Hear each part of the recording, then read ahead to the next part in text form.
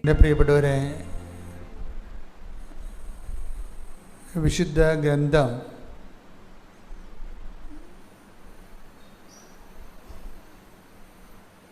അതിൻ്റെ ഓരോ വചനങ്ങളും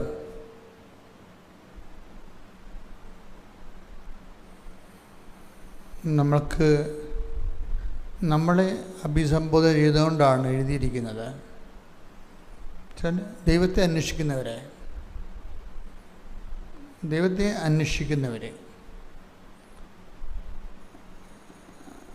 അപ്പം അന്വേഷിക്കാൻ തോന്നണത് തന്നെ ഒരു ദൈവദാനമാണ്. ശൂന്യത ഓരിയിടുന്ന സ്ഥലത്ത് ഞാൻ നിന്നെ കണ്ടെത്തിയെന്ന്. അപ്പം നമ്മൾ ദൈവത്തെ കണ്ടെത്തുന്നതിനേക്കാൾ പ്രധാനപ്പെട്ടതാണ് ദൈവം നമ്മളെ കണ്ടെത്തണത്.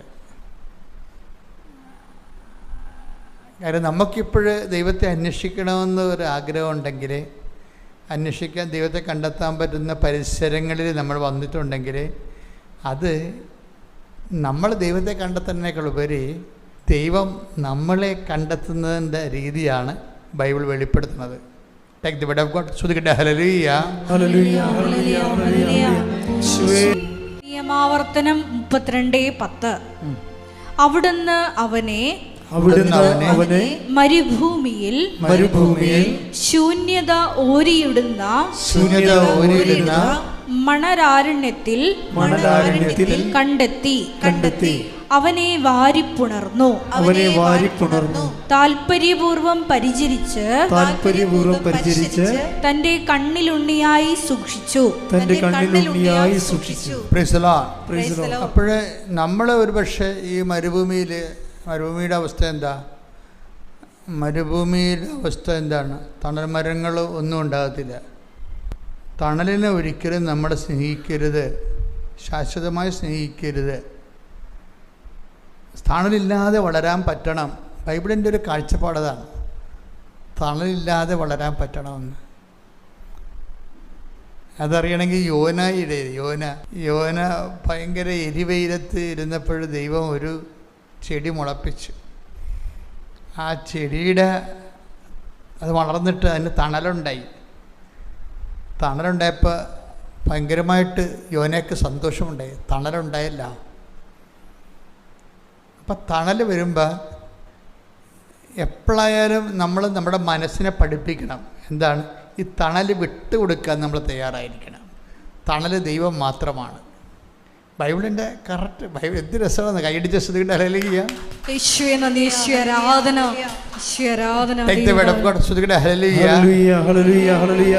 യോന 4:6-7 തിരുവചനങ്ങൾ. യോന 4:6-7. യോനായിക്ക് തണലും ആശ്വാസവും നൽകുന്നതിന് ദൈവമായ കർത്താവ് ഒരു ചെടി മുളപ്പിച്ചു. ആ ചെടി കണ്ട് യോന അത്യധികം സന്തോഷിച്ചു. ഒരു തണല് വന്നപ്പോൾ ഭയങ്കര സന്തോഷമായി ആളിനെ. പക്ഷേ നമ്മൾ സന്തോഷത്തെ കല്യാണം കഴിച്ചുകൊണ്ട് അതിൻ്റെ കൂടെ ജീവിക്കാനൊന്നും പറ്റത്തില്ല നമുക്ക്. കാരണം ദൈവം മാറിപ്പോവും. തണലാണ് ദൈവം എന്ന് നമ്മൾ പറയും. അതുകൊണ്ട് എപ്പോഴും നിൻ്റെ കർത്താവ് ദൈവം ഞാനാകുന്നു എന്നുള്ള പഠനം എപ്പോഴും വന്നുകൊണ്ടിരിക്കും.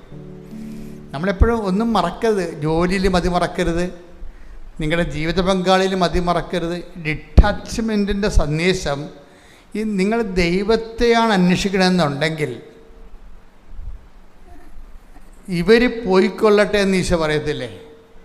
ഇവരാരാണ്? നിങ്ങൾക്ക് എന്നെയാണ് ആവശ്യമെങ്കിൽ ഇവർ, കർത്താവിൻ്റെ ഒരു വചനമാണ്, പീഡാനുഭവ കാലത്ത് നമ്മൾ ധ്യാനിക്കേണ്ട ഒരു വചനമാണ്. Take the word of God. സ്തുതിക്കട്ടെ. ഹല്ലേലൂയ. യോഹന്നാൻ 18:8. യോഹന്നാൻ 18:8. യേശു പ്രതിവചിച്ചു ഞാനാണ് എന്ന് നിങ്ങളോട് പറഞ്ഞുവല്ലോ. നിങ്ങൾ എന്നെയാണ് അന്വേഷിക്കുന്നതെങ്കിൽ ഇവർ പൊയ്ക്കൊള്ളട്ടെ. ദൈവത്തിൻ്റെ കൂടെ നിൽക്കണ കുറേ ആൾക്കാരുണ്ട്. നമ്മൾ അറിയാതെ ചിലപ്പോൾ ദൈവത്തിൻ്റെ പകരം അവരന്വേഷിക്കും. ഈ ഡിറ്റാച്ച്മെൻറ്റിന് നമ്മളെപ്പോഴും തയ്യാറായാൽ മാത്രമേ ദൈവാനുഭവത്തിലേക്ക് നമ്മുടെ വിശ്വാസത്തെ സത്യസന്ധമായി ദൈവം കാണത്തുള്ളൂ. ഇതൊരു ഭയങ്കര സീരിയസ് വിഷയമാണ്. വിശ്വാസമല്ല വിഷയം. വിശ്വാസം ആർക്കും കൊടുക്കാം. പക്ഷേ വിശ്വാസത്തെ സത്യസന്ധമായ റെസ്പോൺസാണ് പ്രശ്നം. വിശ്വാസമല്ല പ്രശ്നം. ഇപ്പം സാറായോടും എബ്രാഹത്തിനോടും ഒരു കാര്യമല്ലേ പറഞ്ഞത്? അടുത്ത വസന്തത്തിൽ ഞാനിതിലേ പോവും, നിങ്ങൾക്കൊരു കുഞ്ഞുണ്ടാകും. പക്ഷെ ഒരാൾ ചിരിച്ചില്ലേ? ഒരേ വചനം പറയുമ്പോൾ അതാണ് വിഷയം. അപ്പോൾ വചനമല്ല പ്രശ്നം അവിടെ. വചനം എബ്രഹാം കേട്ടു, സാറ കേട്ടു. പക്ഷേ സാറ എന്ത് ചെയ്ത്? ചിരിച്ചു. അതാണ് ഒരു പ്രോബ്ലം വന്നത്. അപ്പോൾ ഈ നമ്മളെ സംബന്ധിച്ചിടത്തോളം വിശ്വാസമല്ല വിഷയം, വിശ്വാസം സ്വീകരിക്കുന്ന വ്യക്തിയാണ് വിഷയം. ദൈവം ഈ ആളെ ടെസ്റ്റ് ചെയ്തുകൊണ്ടേയിരിക്കും. ഒന്നാമത്തിൽ എല്ലാം ടെസ്റ്റ് ചെയ്ത് നമ്മൾക്കിങ്ങനെ പറ്റിപ്പൊന്നും നടക്കത്തില്ല. പറ്റിപ്പ് നടക്കുക അത് എപ്പോഴും എനിക്ക് ഇത്രയും ഉടമ്പടി മുന്നോട്ട് പോയപ്പോൾ എനിക്ക് മനസ്സിലായത്, പറ്റിപ്പുകാർ ഒരു 50% ഉടമ്പടി എടുത്തിട്ടുണ്ട്.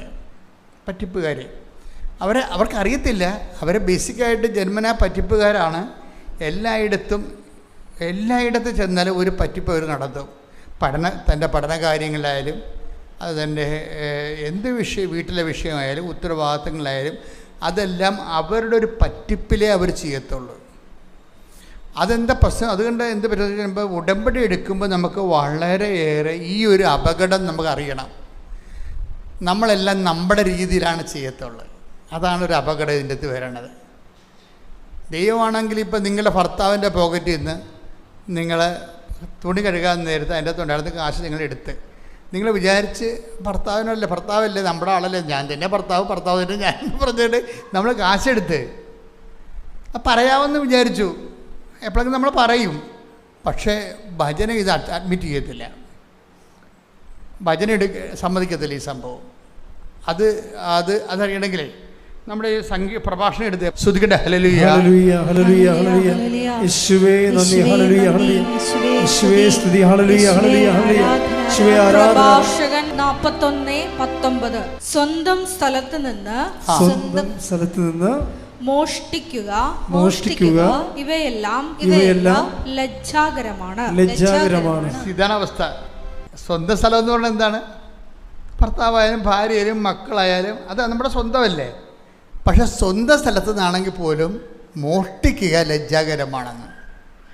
അതാണ് വിഷയം. എന്ന് വെച്ച് കഴിഞ്ഞാൽ ബൈബിൾ ഈ വിഷയം നമുക്ക് ഹാഫ് ബോയിൽഡ് എഗ് എന്നൊക്കെ പറയത്തില്ലേ? നിങ്ങൾ ഇപ്പോൾ അമ്മയോട് നിങ്ങൾ മുട്ട വാട്ടി തരാൻ പറഞ്ഞു കഴിഞ്ഞാൽ പുഴുങ്ങി വേണം വാട്ടിയത് വേണം എന്നൊക്കെ ചോദിക്കത്തില്ലേ? കാരണം അമ്മ ചോദിക്കും. കാര്യം ഓരോ കുഞ്ഞുങ്ങളും ഓരോ ടൈപ്പാണ്. ചില വാട്ടിയത് കഴിക്കത്തുള്ളൂ, ചില പുഴുങ്ങിയേ കഴിക്കത്തുള്ളൂ. അപ്പോൾ ഈ ഹാഫ് ബോയിൽഡ് എന്ന് പറഞ്ഞ സാധനം വാട്ടിയ മുട്ട, വചനത്തിൽ വാട്ടിയ വചനങ്ങളില്ലേ ശരിക്കും? ഒറ്റ സംഭവമേ ഉള്ളൂ, സത്യവചനം. ഇത് വിശ്വസ്തതമായിട്ട് വരുന്നൊരു വിഷയമാണ്. കാര്യം ഉടമ്പടി എന്ന് പറഞ്ഞാൽ ഉടനെ ദൈവം പറയും, ഉടമ്പടി എന്ന് പറഞ്ഞാൽ ദൈവം ഉടനെ പറയും വിശ്വസ്തത എന്ന് പറയും. ഇതിന് റെഡിയാണെങ്കിൽ ഉടമ്പടി ഇടിമിന്നൽ പോലെ പെട്ടെന്ന് പിടിക്കും. നമ്മൾ ഉടമ്പടി എന്ന് കർത്താവ് ഞാൻ ഉടമ്പടി എടുക്കാൻ ആഗ്രഹിക്കുന്നു എന്ന് ജസ്റ്റ് പറഞ്ഞാൽ മതി. കർത്താവ് ഞാൻ ഉടമ്പടി എടുക്കാൻ ആഗ്രഹിക്കുന്നു എന്ന് പറഞ്ഞാൽ ഉടനെ ഈശോ പറഞ്ഞു ഫിഡലിറ്റി എന്ന് പറയും. ഫെയ്ത്ത് എന്ന് പറയത്തില്ല, വിശ്വാസം എന്ന് പറയത്തില്ല. ഉടനെ ഈശോ പറയും ഫിഡലിറ്റി എന്ന് പറയും. കാര്യം ഉടമ്പടി ബയലാറ്ററലാണ്. അവിടെ വിശ്വാസത്തെക്കാൾ ഉപരി വേണ്ടത് ഇപ്പം പ്രാർത്ഥനയ്ക്ക് വിശ്വാസം മതി, ഉടമ്പടിക്ക് ഉഭയകക്ഷിയാണ്. രണ്ട് കക്ഷികളുണ്ട്. അവിടെ വേണ്ടത് വിശ്വാസമല്ല, പിന്നെന്താണ്? വിശ്വസ്തതയാണ് വേണ്ടത്. അതുകൊണ്ടാണ് ഈ സങ്കീർത്തനം 78:37 ശ്രുതിയുടെ ഹല്ലേലൂയ ഹല്ലേലൂയ ഹല്ലേലൂയ ഹല്ലേലൂയ ഹല്ലേലൂയ യേശുവേ നന്ദി, ഹല്ലേലൂയ ഹല്ലേലൂയ യേശുവേ ആരാധന ആരാധന ആരാധന യേശുവേ നന്ദി, മഹത്വം, ഹല്ലേലൂയ. സങ്കീർത്തനങ്ങൾ 78:37 അവരുടെ ഹൃദയം അവിടത്തോട് ചേർന്ന് നിന്നില്ല, അവിടുത്തെ ഉടമ്പടിയോട് വിശ്വസ്തത പുലർത്തിയില്ല. അതാണ് വിഷയം. പ്രാർത്ഥനയിലെ ഒരു ഡെറിവേഷൻസ് ഒക്കെ ഉണ്ടാവും. ദൈവത്തോട് ചേർന്ന് നിന്നില്ലെങ്കിലും പ്രാർത്ഥനയ്ക്ക് ചില സമയത്ത് ഉത്തരം കിട്ടും. ഉടമ്പടി അങ്ങനെയല്ല. ഉടമ്പടി ഉദ്ദേശിക്കുന്നത്, ഉടമ്പടി ഒരു പ്രാർത്ഥനയേക്കാൾ ഉപരി ദൈവമായിട്ട് ചേർന്ന് നിൽക്കാനുള്ള ദൈവവിളിയാണ്.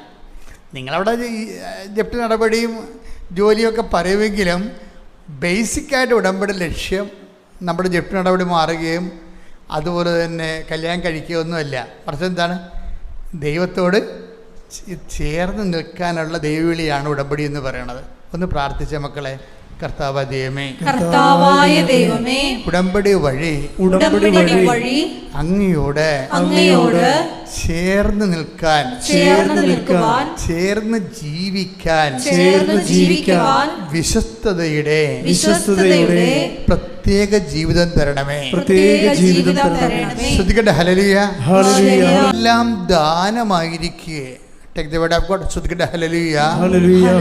ഹല്ലേലൂയ. യേശുവേ നന്ദി നന്ദി നന്ദി. ഹല്ലേലൂയ. ഹല്ലേലൂയ. ഹല്ലേലൂയ. ഹല്ലേലൂയ. യേശുവേ ആരാധന ആരാധന. യേശുവേ നന്ദി. മഹത്വം മഹത്വം. 1 കൊരിന്തോസ് 4:7. 1 കൊരിന്തോസ് 4:7. നിനക്ക് എന്ത് പ്രത്യേക മഹാത്മ്യമാണുള്ളത്? നിനക്ക് എന്ത് പ്രത്യേക മഹാത്മ്യമാണുള്ളത്? ദാനമായി ലഭിച്ചതല്ലാതെ നിനക്ക് എന്തുണ്ട്? എല്ലാം ദാനമായിരിക്കെ ദാനമല്ല എന്ന മട്ടിൽ എന്തിന് നീ അഹങ്കരിക്കുന്നു? ഇതിൻ്റെ ഈ വചനം ഒരിക്കലും മറന്നു പോകരുത്. കാര്യം ഉടമ്പടി ബേസ് ചെയ്തിരിക്കുന്നത് not by merit but by ഗ്രേസിലാണ്, അല്ലേ? നിങ്ങളുടെ യോഗ്യത കൊണ്ടല്ല, എൻ്റെ കൃപ കൊണ്ട്. ഇവിടെ ഒരു പ്രശ്നമുള്ളത്, ഇത് but by not by merit പറഞ്ഞില്ലേ? മെരിറ്റിൽ ദൈവം വർക്ക് ചെയ്യാത്തത് എന്താണെന്നറിയാമോ? ഈ വചനത്തിലുണ്ടത് 1 കൊരിന്തോസ് 4:7. മെരിറ്റിൽ നമ്മൾ ആശ്രയിച്ച, ഇപ്പം ആൾക്കാരെന്നാ ചെയ്യണമെന്ന് ചോദിച്ചു കഴിഞ്ഞാൽ അവർ മെരിറ്റിലും ആശ്രയിക്കും. നമുക്ക് മാർക്കുണ്ടല്ലോ, നമുക്ക് FDയിൽ പണം കിടക്കുന്നുണ്ടല്ലോ, നമ്മുടെ മക്കളെല്ലാം നല്ല ജീവിതമാണല്ലോ, അവർക്ക് കുഴപ്പമൊന്നും ഇല്ലല്ലോ. അപ്പോൾ പിന്നെ എന്ന് വെച്ചാൽ നമ്മുടെ ഒരു വശം നമ്മൾ അറിഞ്ഞോ അറിയാതെ ഒരു കാല്, ഒരു ലെഗ്, 1 ലെഗ് മെരിറ്റിലാണ് എപ്പോഴും. ഇതുകൊണ്ട് ഈ ഗ്രേസിലുള്ള ലെഗ് വർക്ക് ചെയ്യത്തില്ല. അതുകൊണ്ടാണ് അപ്പം നമ്മൾ പകുതി മെരിറ്റിലും, ആൾക്കാരെങ്ങനെയാണ് നമ്മളെ പഠിപ്പിച്ചിരിക്കണം, അങ്ങനെയാണല്ല, താൻ പാതി പറയും. പക്ഷെ ബിബ്ലിക്കലായിട്ടത് ഒക്കത്തില്ല. ബിബ്ലിക്കലായിട്ടത് എല്ലാം ദാനമാണെന്ന് പറഞ്ഞത്. എവരിത്തിങ് ഇസ് ഗ്രേസ് എന്നാണ്, മെരിറ്റ് എന്നല്ല പറയണത്. എല്ലാം ദാനം. നിൻ്റെ മക്കൾ ദാനം, നിൻ്റെ ആരോഗ്യം ദാനം. ഇപ്പം തന്നെ എന്താ പറയണത്? ശൂന്യത ഓരിയിടുന്ന സ്ഥലമെന്ന് പറഞ്ഞാൽ എന്താണ്? മരുഭൂമിയല്ലേ? മരുഭൂമിയിൽ നീ എന്നെ കണ്ടെത്തുകയല്ലേ ചെയ്യണത്, ഞാൻ നിന്നെ കണ്ടെത്തിയെന്നാണ് വചനം. ആ വചനം ഭയങ്കര രസമാണ്. ഇപ്പം നിങ്ങൾക്കിപ്പോൾ സാമ്പത്തിക കടത്തിൻ്റെ ഒരു കാലമാണെന്ന് ചോദിച്ചത്, നിങ്ങൾ മരുഭൂമിയിലാണ്. നിങ്ങളുടെ തണലില്ല അവിടെ. കാര്യം നിങ്ങൾക്ക് തരാമെന്ന് പറഞ്ഞ ആൾക്കാർ നിങ്ങളെ കടത്തില്ല. തണലെങ്ങനെ ഉണ്ടാകണം? അപ്പോൾ നിങ്ങൾ മരുഭൂമിയിലാണ്. പക്ഷെ നിങ്ങൾ മരുഭൂമിയിലാണെങ്കിലും നിങ്ങൾ ഉടമ്പടിയിലാണ്. അതാര് കണ്ടെത്തിയതാ? ശൂന്യത ഓരിയിടുന്ന സ്ഥലത്ത് ഞാൻ നിന്നെ കണ്ടെത്തി. കൈയടിച്ച് ശ്രദ്ധിക്കട്ടെ. ഹല്ലേലൂയ. നിയമാവർത്തനം 7:9. അതിനാൽ നിങ്ങൾ അറിഞ്ഞുകൊള്ളുക, നിങ്ങളുടെ ദൈവമായ കർത്താവാണ് ദൈവം. തന്നെ സ്നേഹിക്കുകയും തന്റെ കൽപ്പന പാലിക്കുകയും ചെയ്യുന്നവനോട് 1000 തലമുറകൾ വരെ ഉടമ്പടി പാലിക്കുകയും അചഞ്ചലമായ സ്നേഹം പ്രകടിപ്പിക്കുകയും ചെയ്യുന്ന വിശ്വസ്തനായ ദൈവം. ഇതിപ്പോൾ എടുക്കാൻ കാര്യം എന്ന് വെച്ച് കഴിഞ്ഞാൽ, ഞാൻ ഇങ്ങനെ ധ്യാനിപ്പിച്ചുകൊണ്ടിരിക്കുന്ന സമയത്ത് പരിശുദ്ധാത്മാവ് പറഞ്ഞു, ഉടമ്പടി ആർക്കാണ് എടുക്കാൻ പറ്റണത്? വിശ്വസ്തത എന്ന് പറയുന്നത് ദൈവസ്നേഹം ഉണ്ടെങ്കിൽ വിശ്വസ്തത ഉണ്ടാകത്തുള്ളെന്ന്.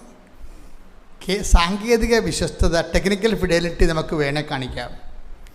ടെക്നിക്കൽ ഫിഡലിറ്റി അപ്പോൾ ഈ രാജാക്കന്മാർ തമ്മിൽ പൊളിറ്റിക്കൽ ഫിഡലിറ്റി ഇല്ലേ, രാജ്യങ്ങൾ തമ്മിൽ കാണിക്കുന്ന ഡിപ്ലോമാറ്റിക് ഫിഡലിറ്റിയാണ് ടെക്നിക്കൽ ഫിഡലിറ്റി, നയതന്ത്രപരമായ വിശ്വസ്തത. അപ്പം നയതന്ത്രമായ വിശ്വസ്തത നമുക്ക് അങ്ങനെ ഒരു ഡിപ്ലോമാറ്റിക് ഫിഡലിറ്റി, നയതന്ത്രപരമായ വിശ്വസ്തത ദൈവവുമായിട്ട് സാധിക്കത്തില്ല. സാങ്കേതിക വിശ്വസ്തത എന്ന് പറയും അതിനെ. അപ്പോൾ അതുകൊണ്ട് എന്താ ചെയ്യേണ്ടത്, ബൈബിളിൽ എന്താ ചെയ്യണത്, ദൈവ വിശ്വസ്തതയെ ദൈവസ്നേഹത്തിൻ്റെ പരിധി കൊണ്ടുവന്നിരിക്കുക. അപ്പോൾ ആദ്യം നമ്മൾ ശ്രമിക്കുന്നത് വിശ്വസ്തതയ്ക്കല്ല ശ്രമിക്കേണ്ടത്. എന്താണ്, ദൈവത്തോട് ഏകപക്ഷീയമായ സ്നേഹം ജനിപ്പിക്കാൻ വേണ്ടി പ്രാർത്ഥിക്കുന്നു. ഇപ്പം നിങ്ങൾ ഓരോരോ കാര്യങ്ങൾ ചെയ്യണില്ലേ, ഓരോരോ കാര്യങ്ങൾ ചെയ്യുമ്പോൾ ചില ആൾക്കാർ കടുത്ത വിശ്വസ്തതയിലാണ് അങ്ങനെ ചെയ്യണത്. ചില ആൾക്കാർ ഉടമ്പടി എടുത്തതിൻ്റെ പേരിലാണ് അങ്ങനെ, അതാണ് ടെക്നിക്കൽ വിശ്വസ്തത എന്ന് പറയണത്. ഉടമ്പടി എടുത്തതിൻ്റെ പേരിൽ അങ്ങനെ അവർ ചെയ്യും, പക്ഷെ അതിന് ടെക്നിക്കൽ വിശ്വസ്തത എന്ന് പറയും. അത് ഉടമ്പടി വർക്കൗട്ട് ചെയ്യത്തില്ല. നമ്മൾ ഉടമ്പടിയിലെ വിശ്വസ്തത എന്ന് പറയുന്നത് ഔട്ട് ഓഫ് ലവ് ആണ്. ദൈവത്തോടുള്ള സ്നേഹം കൊണ്ട് ഞാൻ വിശ്വസ്തത കാണിക്കുന്നു. ദൈവത്തോടുള്ള സ്നേഹം കൊണ്ട് വേറെ ഒരു കണ്ടീഷനൊന്നുമില്ല, വേറെ കണ്ടീഷൻസൊന്നുമില്ല. ദൈവം ഒന്ന് പ്രാർത്ഥിച്ചേ, കർത്താവായ ദൈവമേ, അങ്ങയോടുള്ള വ്യക്തിപരമായ സ്നേഹത്താൽ വിശ്വസ്തതയുടെ ഉടമ്പടി ജീവിതം നയിക്കുവാൻ എന്നെ സഹായിക്കണമേ. ശ്രുതിക്കട്ടെ, ഹല്ലേലൂയ.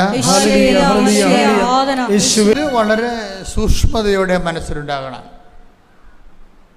ഈ സ്നേഹത്തിനൊരു കുഴപ്പമുള്ളത് കണ്ടുകഴിഞ്ഞാൽ ഈ സ്നേഹം ചില സമയത്ത് തണുത്തു പോകും. സ്നേഹം ഉണ്ടായിട്ടും കാര്യമില്ല, നല്ല ചൂടുള്ള സ്നേഹത്തിൻ്റെ ചൂട് നിലനിർത്താൻ നോക്കണം നമ്മൾ. അല്ല നമ്മുടെ ഭാഗത്ത് ചെയ്യണം. സ്നേഹം അതായത് ഇങ്ങനെ ആക്ഷൻ ഇല്ലാതിരുന്ന ഓട്ടോമാറ്റിക്കായിട്ട് ഇപ്പം നമ്മൾ അടപ്പില്ല, നമ്മൾ എവിടെയെങ്കിലും പോയിട്ട് വരുന്നു 2 ദിവസം 3 ദിവസം 2 ദിവസം, ഇപ്പോൾ പണ്ട് ഇപ്പോഴല്ലേ നിങ്ങൾ അടപ്പിലേക്ക് തിരിച്ചു വരുന്നത്, യുദ്ധം തുടങ്ങിയപ്പോൾ എല്ലാവരും അടപ്പിലേക്ക് തിരിച്ചു വരാൻ തുടങ്ങി. ഇത് അപ്പുറത്തെ ഹോട്ടലിലൊക്കെ മുറ്റത്തിട്ട് വിറക് കൊണ്ട് പഴയ കഞ്ഞി വെക്കണവർ ഇപ്പം അടപ്പിലേക്ക് മനുഷ്യൻ തിരിച്ചു വരികയാണ്. ഇത് എല്ലാത്തിലേക്കും തിരിച്ചു വരേണ്ടി വരും.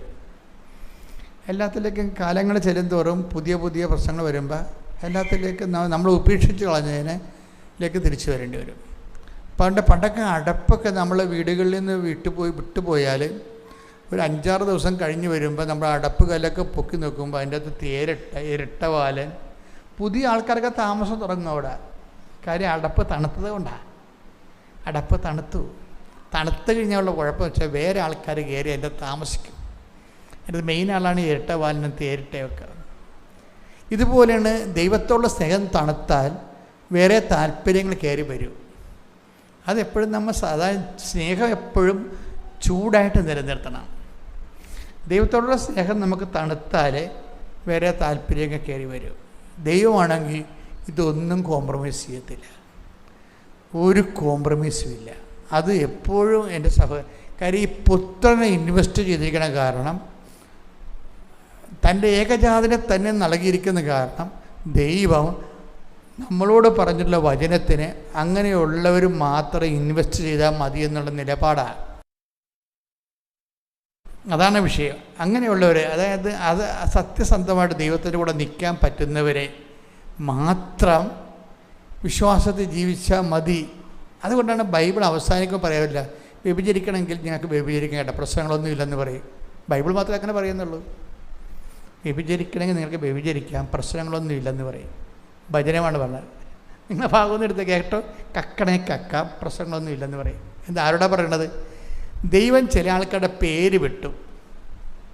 കുറേ നാൾ ജീവിച്ച് കഴിയുമ്പോൾ ഇവരെ കൂടെ ജീവിക്കാൻ പറ്റാത്ത ആൾക്കാരെ കണ്ടു കഴിഞ്ഞാൽ പക്കയായിട്ട് സെപ്പറേറ്റ് ചെയ്ത് കളയും. നിനക്ക് കൽപ്പനയൊന്നുമില്ല. മാതാപിതാക്കന്മാരെ ബഹുമാനിക്കുക, കൊല്ലരുത്, വ്യഭിചാരം ചെയ്യരുത്, കള്ളസാക്ഷ്യം നൽകരുത്, അങ്ങനെയുള്ള കൽപ്പനകളെല്ലാം ഞാൻ പിൻവലിക്കുകയാണ്, നിനക്ക് നിൻ്റെ ജീവിതം എന്ന് പറയും. വെച്ചാൽ സൈ കെട്ടിട്ട് കട്ട് ചെയ്ത് കളയണതാണ്. വചനം വെളിപാടാണ് ലാസ്റ്റ് കർത്താവിൻ്റെ പുസ്തകമുള്ളത്. അവിടെ ഈ ആളെ പുറത്താക്കിയിട്ടാണ് ബൈബിൾ അവസാനിക്കുന്നത്. അപ്പോൾ അവസ്ഥ മനസ്സിലായില്ലേ? ശ്രദ്ധിക്കട്ടെ. ഹല്ലേലൂയ. വെളിപാട് 22:11. ലാസ്റ്റ് അധ്യായമായി. എന്താ വെളിപാട് 22:11 കേട്ടോ. അനീതി ചെയ്തിരുന്നവൻ ഇനിയും അനീതി ചെയ്തു കൊള്ളട്ടെ. ഇത്രയും നാളെ പറഞ്ഞത് എന്താണ്? ഈ 3 ലക്ഷം വാക്കുകളുണ്ട് ബൈബിളിൽ. 4000 കൊല്ലം എടുത്താണ് ഇത് വെളിപ്പെടുത്തിയത്. ഈ 4000 കൊല്ലം പറഞ്ഞുകൊണ്ടിരുന്നത് അനീതി ചെയ്യരുതെന്നാണ് പറയണത്. അവസാനം കയറി തട്ടണ കണ്ടില്ലേ? എന്താ പറയേണ്ടത്? കൽപ്പനയെല്ലാം പിൻവലിക്കുന്നു. എല്ലാവരുടേതും അല്ല. നേരത്തെ പറഞ്ഞ പോലെ ചേർന്ന് നിൽക്കാൻ പറ്റാത്ത ആൾക്കാരുടെ അവർക്കുള്ള കൽപ്പനകൾ പിൻവലിക്കുന്നു. നിങ്ങൾക്ക് എന്താ മനസ്സിനിണങ്ങിയത്? അബോർഷനെങ്കിൽ അബോർഷൻ, വ്യഭിചാരമെങ്കിൽ വ്യഭിചാരം, 5 കെട്ടുകയാണെങ്കിൽ 5 കെട്ടുക, എന്താണെന്ന് വെച്ചാൽ കാണിക്കുക. നോക്കി, അത്രയും ക്ലിയറാണ് സംഭവം. അവിടെ വെച്ചാൽ എല്ലാം ക്ലിയർ. എന്ന് വെച്ചാൽ കണക്ക് തീർക്കുകയാണ്. എനിക്ക് ആ ഭാഗം വായിക്കുമ്പോൾ പേടി തോന്നും ശരിക്കും. എന്നുവെച്ചാൽ എന്താ പ്രശ്നം വെച്ച് കഴിഞ്ഞാൽ ഇവരെ ദൈവം കൂട്ടണത് ഭീരുക്കൾ എന്നാണ്. ഭീരുക്കൾ പിന്നെ എന്താണ്? ഇങ്ങനെ ദൈവത്തിൻ്റെ വഴികളിൽ നിന്ന് വിട്ടു നിൽക്കുന്നവരെ വചനം പാലിക്കാനുള്ള ധൈര്യമില്ലാത്ത ആൾക്കാരാണ്. അവരെ വചനം വിളിക്കുന്നത് ഭീരുക്കളെന്നും അവിശ്വാസികളെന്നാണ് വിളിക്കുന്നത്. അവർക്കുള്ള മറുപടിയും മരുന്നുമൊക്കെ ഉണ്ട്. എന്താ വെച്ചാൽ ഭീരുക്കൾ, അവിശ്വാസികൾ. ശ്രദ്ധിക്കട്ടെ. ഹല്ലേലൂയ. യേശുവേ നന്ദി. ഹല്ലേലൂയ. യേശുവേ ആരാധന. യേശുവേ നന്ദി. മഹത്വം. ഹല്ലേലൂയ.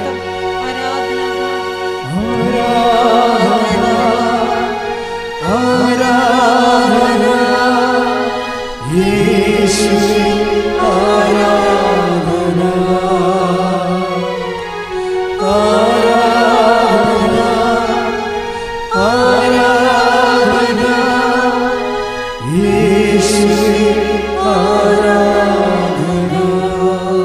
വെളിപാട് 21:8.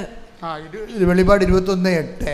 എന്നാൽ ഭീരുക്കൾ, അവിശ്വാസികൾ, ദുർമാർഗികൾ, കൊലപാതകികൾ, വ്യഭിചാരികൾ, മന്ത്രവാദികൾ, വിഗ്രഹാരാധകർ, കാപട്യക്കാർ എന്നിവരുടെ ഓഹരി തീയും ഗന്ധകവും എരിയുന്ന തടാകവുമായിരിക്കും. ഇതാണ് രണ്ടാമത്തെ മരണം. അപ്പോൾ ഈ രണ്ടാമത്തെ മരണത്തിന് വേണ്ടി അസൈൻ ചെയ്തിരിക്കുന്ന ആൾക്കാരോടാണ് കൽപ്പന. പിന്നെ പ്രമാണം ഇല്ലെന്ന് പറയണത്.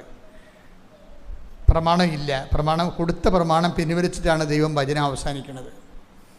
ഈ സമൂഹം ഇവിടെ ഉണ്ടായത് പ്രമാണം കൊടുത്താണ് ഉണ്ടാക്കിയത്. സീനായി മലമുകളിൽ വെച്ചുണ്ടായ സമൂഹമാണ്. അത് പിന്നീട് നവീകരിക്കപ്പെട്ടത് സീനായി മലമുകളിൽ നിന്ന് ഇറങ്ങി വന്ന് ദൈവജനം വാഗ്ദാന നാട് പ്രാപിച്ചതിന് ശേഷം കർത്താവിൻ്റെ വരവിന് വേണ്ടി കാത്തിരുന്ന് കർത്താവ് വന്നപ്പോൾ ദൈവരാജ്യത്തിൻ്റെ സുവിശേഷം കൊടുക്കുന്നത് മലമുകളിലാണ്. അവിടെ വെച്ച് സുവിശേഷ ഭാഗ്യങ്ങൾ കൊടുക്കും. ഈ സുവിശേഷ ഭാഗ്യങ്ങളാണ് നമ്മൾ ജീവിക്കണത്. എന്നിട്ട് സ്വർഗീയ ജെറുസലേമിലേക്ക് ജനം പോവുകയാണ്. പക്ഷേ സുവിശേഷ ഭാഗ്യങ്ങൾ കൊടുത്തിട്ടും ചില ആൾക്കാർ അവരവരുടെ വഴികൾക്ക് തന്നെ പോകും. അവരെ ഇടയ്ക്ക് വെച്ച് കട്ട് ചെയ്യണതാണ് കാണുന്നത്. ഇനി പ്രമാണമെല്ലാം പിൻവലിക്കുകയാണ്. പ്രമാണം പിൻവലിച്ചു എന്നിട്ട് പറയും നിങ്ങളുടെ വഴികളിലേക്ക് പോയിക്കൊള്ളാൻ പറയും.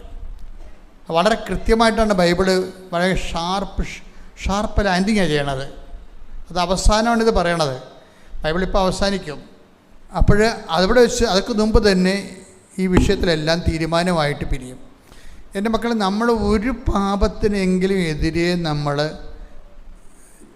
ചേർത്ത് നിൽക്കാൻ ധൈര്യം കാണിച്ചാൽ, കാര്യം നമ്മളെ പേടി വരണതിൻ്റെ കാരണം യേശുക്രിസ്തു ക്രൂശിക്കപ്പെട്ടതിന് ഒത്തിരി കാരണങ്ങളില്ല. ഒറ്റ കാരണമേ ഉള്ളൂ.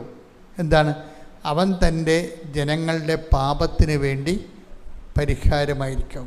അതാണ് സംഭവം. 1000 കാരണങ്ങളില്ല ക്രിസ്തു ക്രൂശിക്കപ്പെട്ടതിന്. ഓരോരുത്തരും മരിക്കണ മുമ്പ് അവരുടെ കുറ്റങ്ങളൊക്കെ എഴുതി വെച്ച് വായിക്കത്തില്ലേ? അങ്ങനെ വായിക്കാൻ വേണ്ടി മാത്രമൊന്നുമില്ല. ഒറ്റ കാര്യമേ ഉള്ളൂ. യേശുക്രിസ്തുവിൻ്റെ മനുഷ്യാവതാരത്തിൽ പറഞ്ഞത് അവൻ തൻ്റെ അമ്മയോട് പറഞ്ഞതാണ്, എന്താണ്? അവൻ തൻ്റെ ജനതയെ അവരുടെ പാപങ്ങളിൽ നിന്ന് മോചിക്കും. അത്രയേ ഉള്ളൂ, ഒറ്റ കാര്യമേ ഉള്ളൂ. ഇനി കുറേ കാലം കഴിയുമ്പോൾ മനുഷ്യൻ പറയും അത് പാപം അല്ലെന്നൊക്കെ പറഞ്ഞാലും മനുഷ്യന്മാർക്ക് എന്ത് വേണമെങ്കിലും പറയാം, ആണെന്ന് പറയാം, അല്ലെന്നൊക്കെ പറയാം. പക്ഷെ ദൈവം ഒരിക്കലാണെന്ന് പറഞ്ഞാൽ പിന്നെ അല്ലെന്ന് പറയുന്നവർക്ക് അല്ലെന്ന് പറയുന്ന വഴികളിലൂടെ പോകാനൊരു പ്രശ്നമില്ല. അവരെ ഭീതികളും അവിശ്വാസികളുമായിട്ട് ദൈവം കൂട്ടുമെന്ന് മാത്രമേ ഉള്ളൂ. കഴിഞ്ഞ ദിവസങ്ങളിലൊരു സാക്ഷ്യം ഉണ്ടായിരുന്നു ഇവിടെ. ഒരു ക്വാളിറ്റേറ്റീവിൽ എബവ് ആയിട്ടുള്ളൊരു സാക്ഷിയാണ്. അപ്പോൾ അദ്ദേഹത്തിൻ്റെ പേര് ബിൻഡോ എന്നാണ്. ബിൻഡോ. ഞാൻ അമേരിക്കയിൽ ഹൂസ്റ്റണിൽ ധ്യാനിപ്പിക്കാൻ ചെല്ലുമ്പോൾ ബിൻഡോ അന്ന് ടെക്സാസിലുണ്ട്. അപ്പോൾ അദ്ദേഹം ആ ധ്യാനം കൂടിയെന്നാണ്, ഞാൻ അദ്ദേഹത്തെ കണ്ടിട്ടില്ല, ഇവിടെ വെച്ച് പറയുമ്പോഴേ അറിയണത്. അപ്പോൾ അദ്ദേഹം അന്ന് വന്ന് ധ്യാനം കൂടി. അപ്പോൾ അദ്ദേഹം ധ്യാനം കൂടിയതിൻ്റെ ഉദ്ദേശം എന്ന് പറയണത്, അദ്ദേഹം ഒത്തിരി ധ്യാനം കൂടുന്ന ആളാണ്. അപ്പോൾ അങ്ങനെ ധ്യാനം കൂടുമ്പോൾ സ്വാഭാവികമായിട്ട് ജീവിതത്തിനൊരു നവീകരണം വരിക എന്നുള്ള ഉദ്ദേശത്തിലാണ് എല്ലാ കൊല്ലുമ്പോഴും ധ്യാനം കൂടിയിരിക്കുന്നത്. പക്ഷേ ഈ അങ്ങനെ ഉടമ്പടി ധ്യാനമാണ് കൂടിയത്.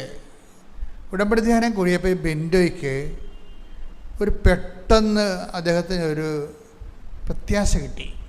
അപ്പോൾ അദ്ദേഹം ധ്യാനത്തിൽ അത് പറയുന്നുണ്ട്. അതിൻ്റെ പ്രശ്നം പുള്ളിക്ക് 54 വയസ്സുണ്ട്. വൈഫിന് അവിടെ ജോലിയുണ്ട്. ഇദ്ദേഹം ഇപ്പം നാട്ടിൽ നിന്ന് അവിടെ ചെന്നിരിക്കണതാണ്. അപ്പോൾ അദ്ദേഹത്തിന് ഈ 5 മാസമായിട്ടും ജോലി കിട്ടിയില്ല. ജോലി കിട്ടാതിരിക്കാൻ കാരണം നിങ്ങൾക്ക് ഒരാളുടെ ശമ്പളത്തിൽ കാറിൻ്റെ EMI, പിന്നെ ഹൗസിൻ്റെ റെൻറ്റ്, പിന്നെ എല്ലാത്തിനും ബില്ലാണല്ലോ അവിടെ. അപ്പോൾ ഇത് നടന്നു പോകത്തെ, ജീവിക്കാൻ പറ്റത്തില്ല. പക്ഷേ വൈഫിന് ജോലി ഉണ്ടെങ്കിലും ചെറിയൊരു ശമ്പളമാണ്. അപ്പോൾ ഇങ്ങനെ വളരെ ഞെരുങ്ങുന്നുണ്ട് ഈ വിഷയത്തിൽ. അപ്പോൾ ഉടമ്പടിയിൽ ഇയാൾ ഈ 50 കമ്പനികൾക്ക് പുള്ളി ഈ റെസ്യൂം കൊടുത്തിട്ടുണ്ട്. 50 കമ്പനികൾക്ക്. ഒരു കമ്പനി ഇയാളെ വിളിക്കണില്ല, ഒരു കമ്പനിയും വിളിക്കണില്ല. അപ്പോൾ എന്താണെന്ന് പറഞ്ഞാൽ കമ്പനികളുടെ സ്പെസിഫിക്കേഷൻ ഇയാളുടെ ഇല്ല. അതാണ് പ്രശ്നം. ഒരു കമ്പനി ആവശ്യപ്പെടുന്ന പ്രത്യേക യോഗ്യത ഇങ്ങർക്കില്ല. അപ്പം അതുകൊണ്ട് ബാക്കടിച്ച് പോവുകയാണ്. 50 കമ്പനി എന്ന് പോയി കഴിയുമ്പോൾ ഇതേ പണിയാണ് പുള്ളിക്ക്, റെസ്യൂം വിടുക എന്നുള്ളത്. അപ്പോൾ ആ സമയത്താണ് വന്ന് ഉടമ്പടി ധ്യാനം കൂടുന്നത്. ഉടമ്പടി ധ്യാനത്തിൽ പുള്ളിക്ക് പെട്ടെന്നൊരു പിടിവള്ളി കിട്ടി. എന്താ കാര്യം? ഉടമ്പടി ഇങ്ങയുടെ പ്രശ്നം എന്താണ്?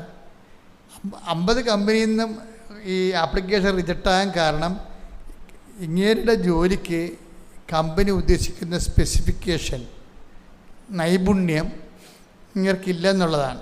പക്ഷേ ഉടമ്പടിയിൽ എന്താ പറയണത്? Not by merit but by grace. ഇത് പുള്ളിയെ വല്ലാത്ത രീതിയിൽ അങ്ങോട്ട് ബാധിച്ചു. കാര്യം നമ്മുടെ യോഗ്യതയാലല്ല, കർത്താവിൻ്റെ കൃപയെന്ന്. അപ്പോൾ അതുകൊണ്ട് അത് കേട്ടോടുകൂടി ഈ ഹൂസ്റ്റലിലെ ധ്യാനം ഇത് മാത്രമല്ല, ഭയങ്കര ഗംഭീര വിജയമായിരുന്നത്.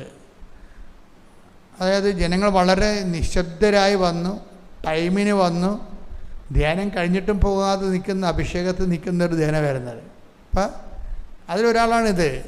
അപ്പോൾ ഇത് കഴിഞ്ഞപ്പോൾ അദ്ദേഹം തൻ്റെ ഉടമ്പടി എടുത്തതിന് ശേഷം ഉടമ്പടിയുടെ കാര്യങ്ങൾ ചെയ്യാൻ തുടങ്ങി. ഉടമ്പടി കാര്യങ്ങൾ ചെയ്തപ്പോൾ എന്താ സംഭവിച്ചതിന് ശേഷം, അതിനുശേഷം ഈ ഉടമ്പടിക്ക് ശേഷം പുള്ളി ഒറ്റ കമ്പനിക്ക് മാത്രമേ റെസ്യൂം വിട്ടിട്ടുള്ളൂ. അത് ഉടനെ കോൾ ഫോർ ചെയ്ത്, അതാ വിഷയം. ഒരു കമ്പനിക്ക് മാത്രമേ പുള്ളിയുടെ ആപ്ലിക്കേഷൻ കൊടുത്തുള്ളൂ. പക്ഷെ ആ കമ്പനി പുള്ളിയെ വിളിച്ചു. പിന്നീട് അവർ ഇൻ്റർവ്യൂവിന് ക്ഷണിച്ചു. ആദ്യത്തെ ഇൻ്റർവ്യൂ സക്സസ് ആയിരുന്നു.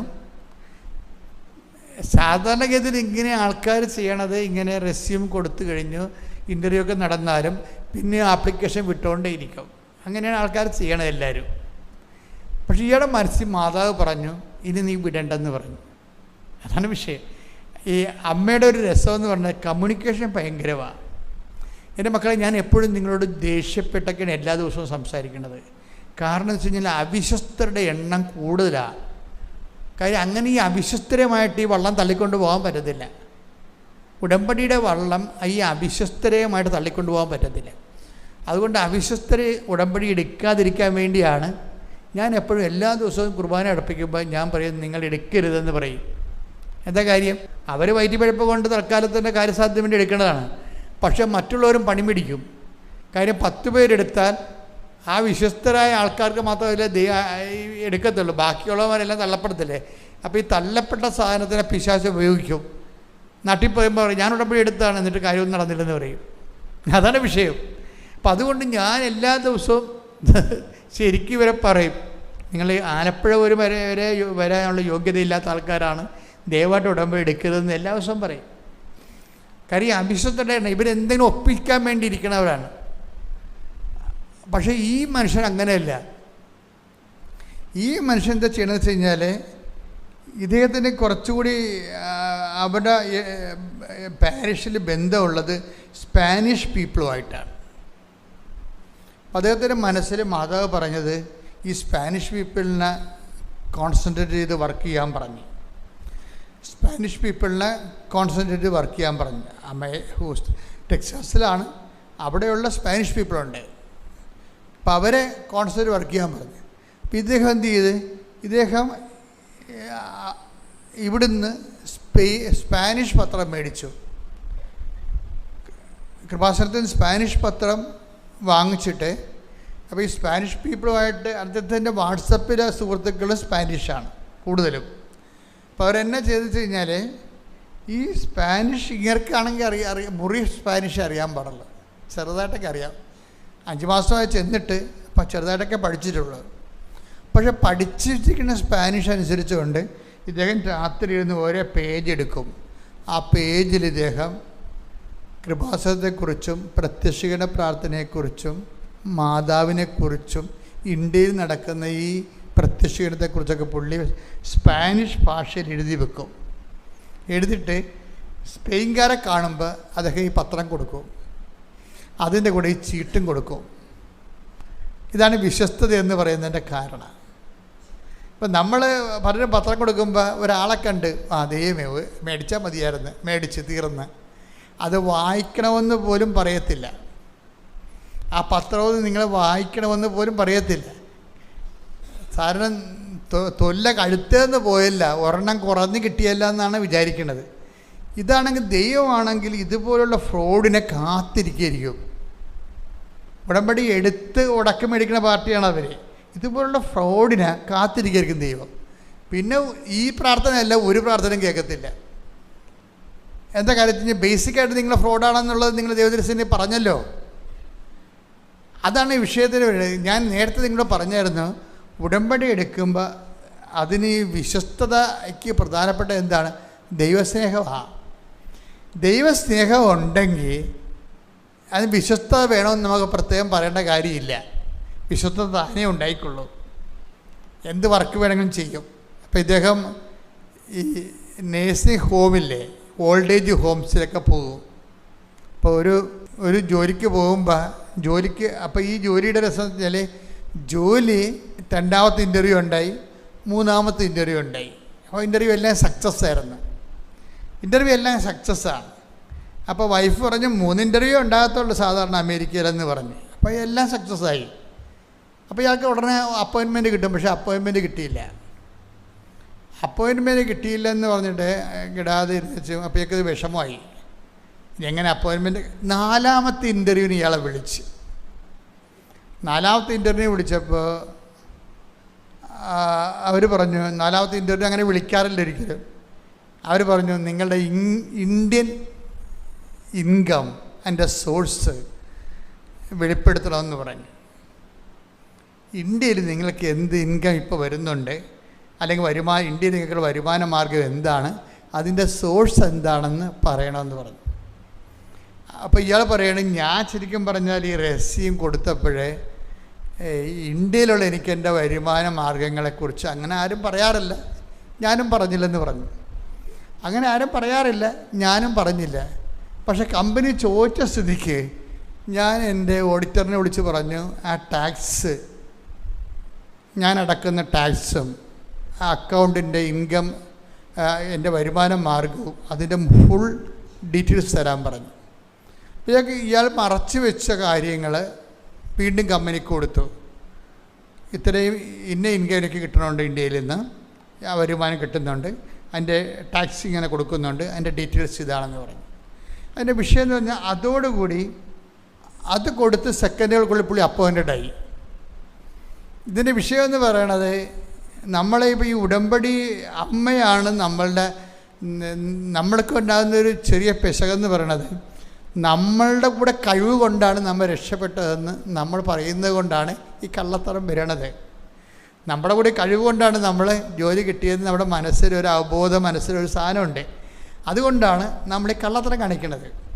ഇപ്പോൾ ഇത് ഫുൾ ആൻഡ് ഫുൾ ദൈവത്തിൻ്റെ അപ്പോയിൻമെൻ്റ് ആയത് കാരണം ഒരു കോംപ്രമൈസും ഇല്ല.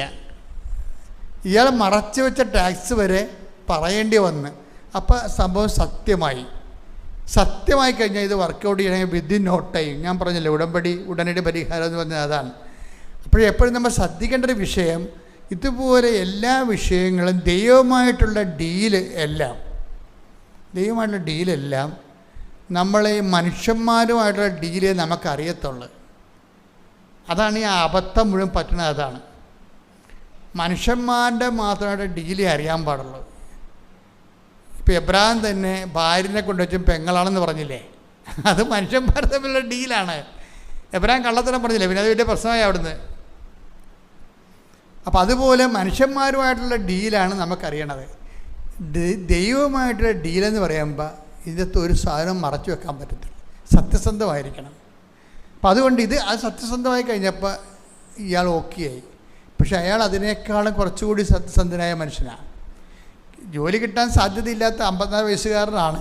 പക്ഷേ ഇപ്പം എന്നാ സംഭവിച്ചിരിക്കണത്, ആ ജോലിയിൽ ഇയാൾക്ക് അതിനേക്കാൾ ഹൈക്കായിട്ടുള്ള ശമ്പളമാണ് കിട്ടണത്.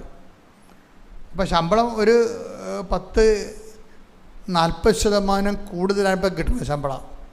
അപ്പോൾ ദൈവത്തിൻ്റെ ഭാഗത്ത് നിന്ന് ചെയ്യാനുള്ള കാര്യങ്ങളെല്ലാം കൃത്യമായിട്ട് ചെയ്യും. നമ്മളെപ്പോഴും ശ്രദ്ധിക്കേണ്ടത്, ഉടമ്പടി എന്ന് പറയുമ്പോൾ അത് മനുഷ്യനും നമ്മളും ദൈവവുമായിട്ടുള്ള മാതാവിൻ്റെ മധ്യസ്ഥത്തിലുള്ള ഒരു വളരെ ജൈവമായിട്ടുള്ള ഒരു വിഷയമാണ്, അല്ലാതെ ഒരു സാങ്കല്പിക വിഷയമല്ല. ചില ആൾക്കാർ ചോദിക്കും, ദൈവത്തിന് ഇതെല്ലാം നോക്കാൻ നേരമുണ്ട്. അതാണ് വിഷയം. ദൈവത്തിന് ഇതെല്ലാം നോക്കാൻ നേരമുണ്ട്. അങ്ങനെയുള്ള പൊട്ടത്തരങ്ങൾ മനുഷ്യൻ അറിയാവുന്നതുകൊണ്ടാണ് നിൻ്റെ മുടിനാര് പോലും എണ്ണി വെച്ചിരിക്കണമെന്ന് പറഞ്ഞതിൻ്റെ കാരണം.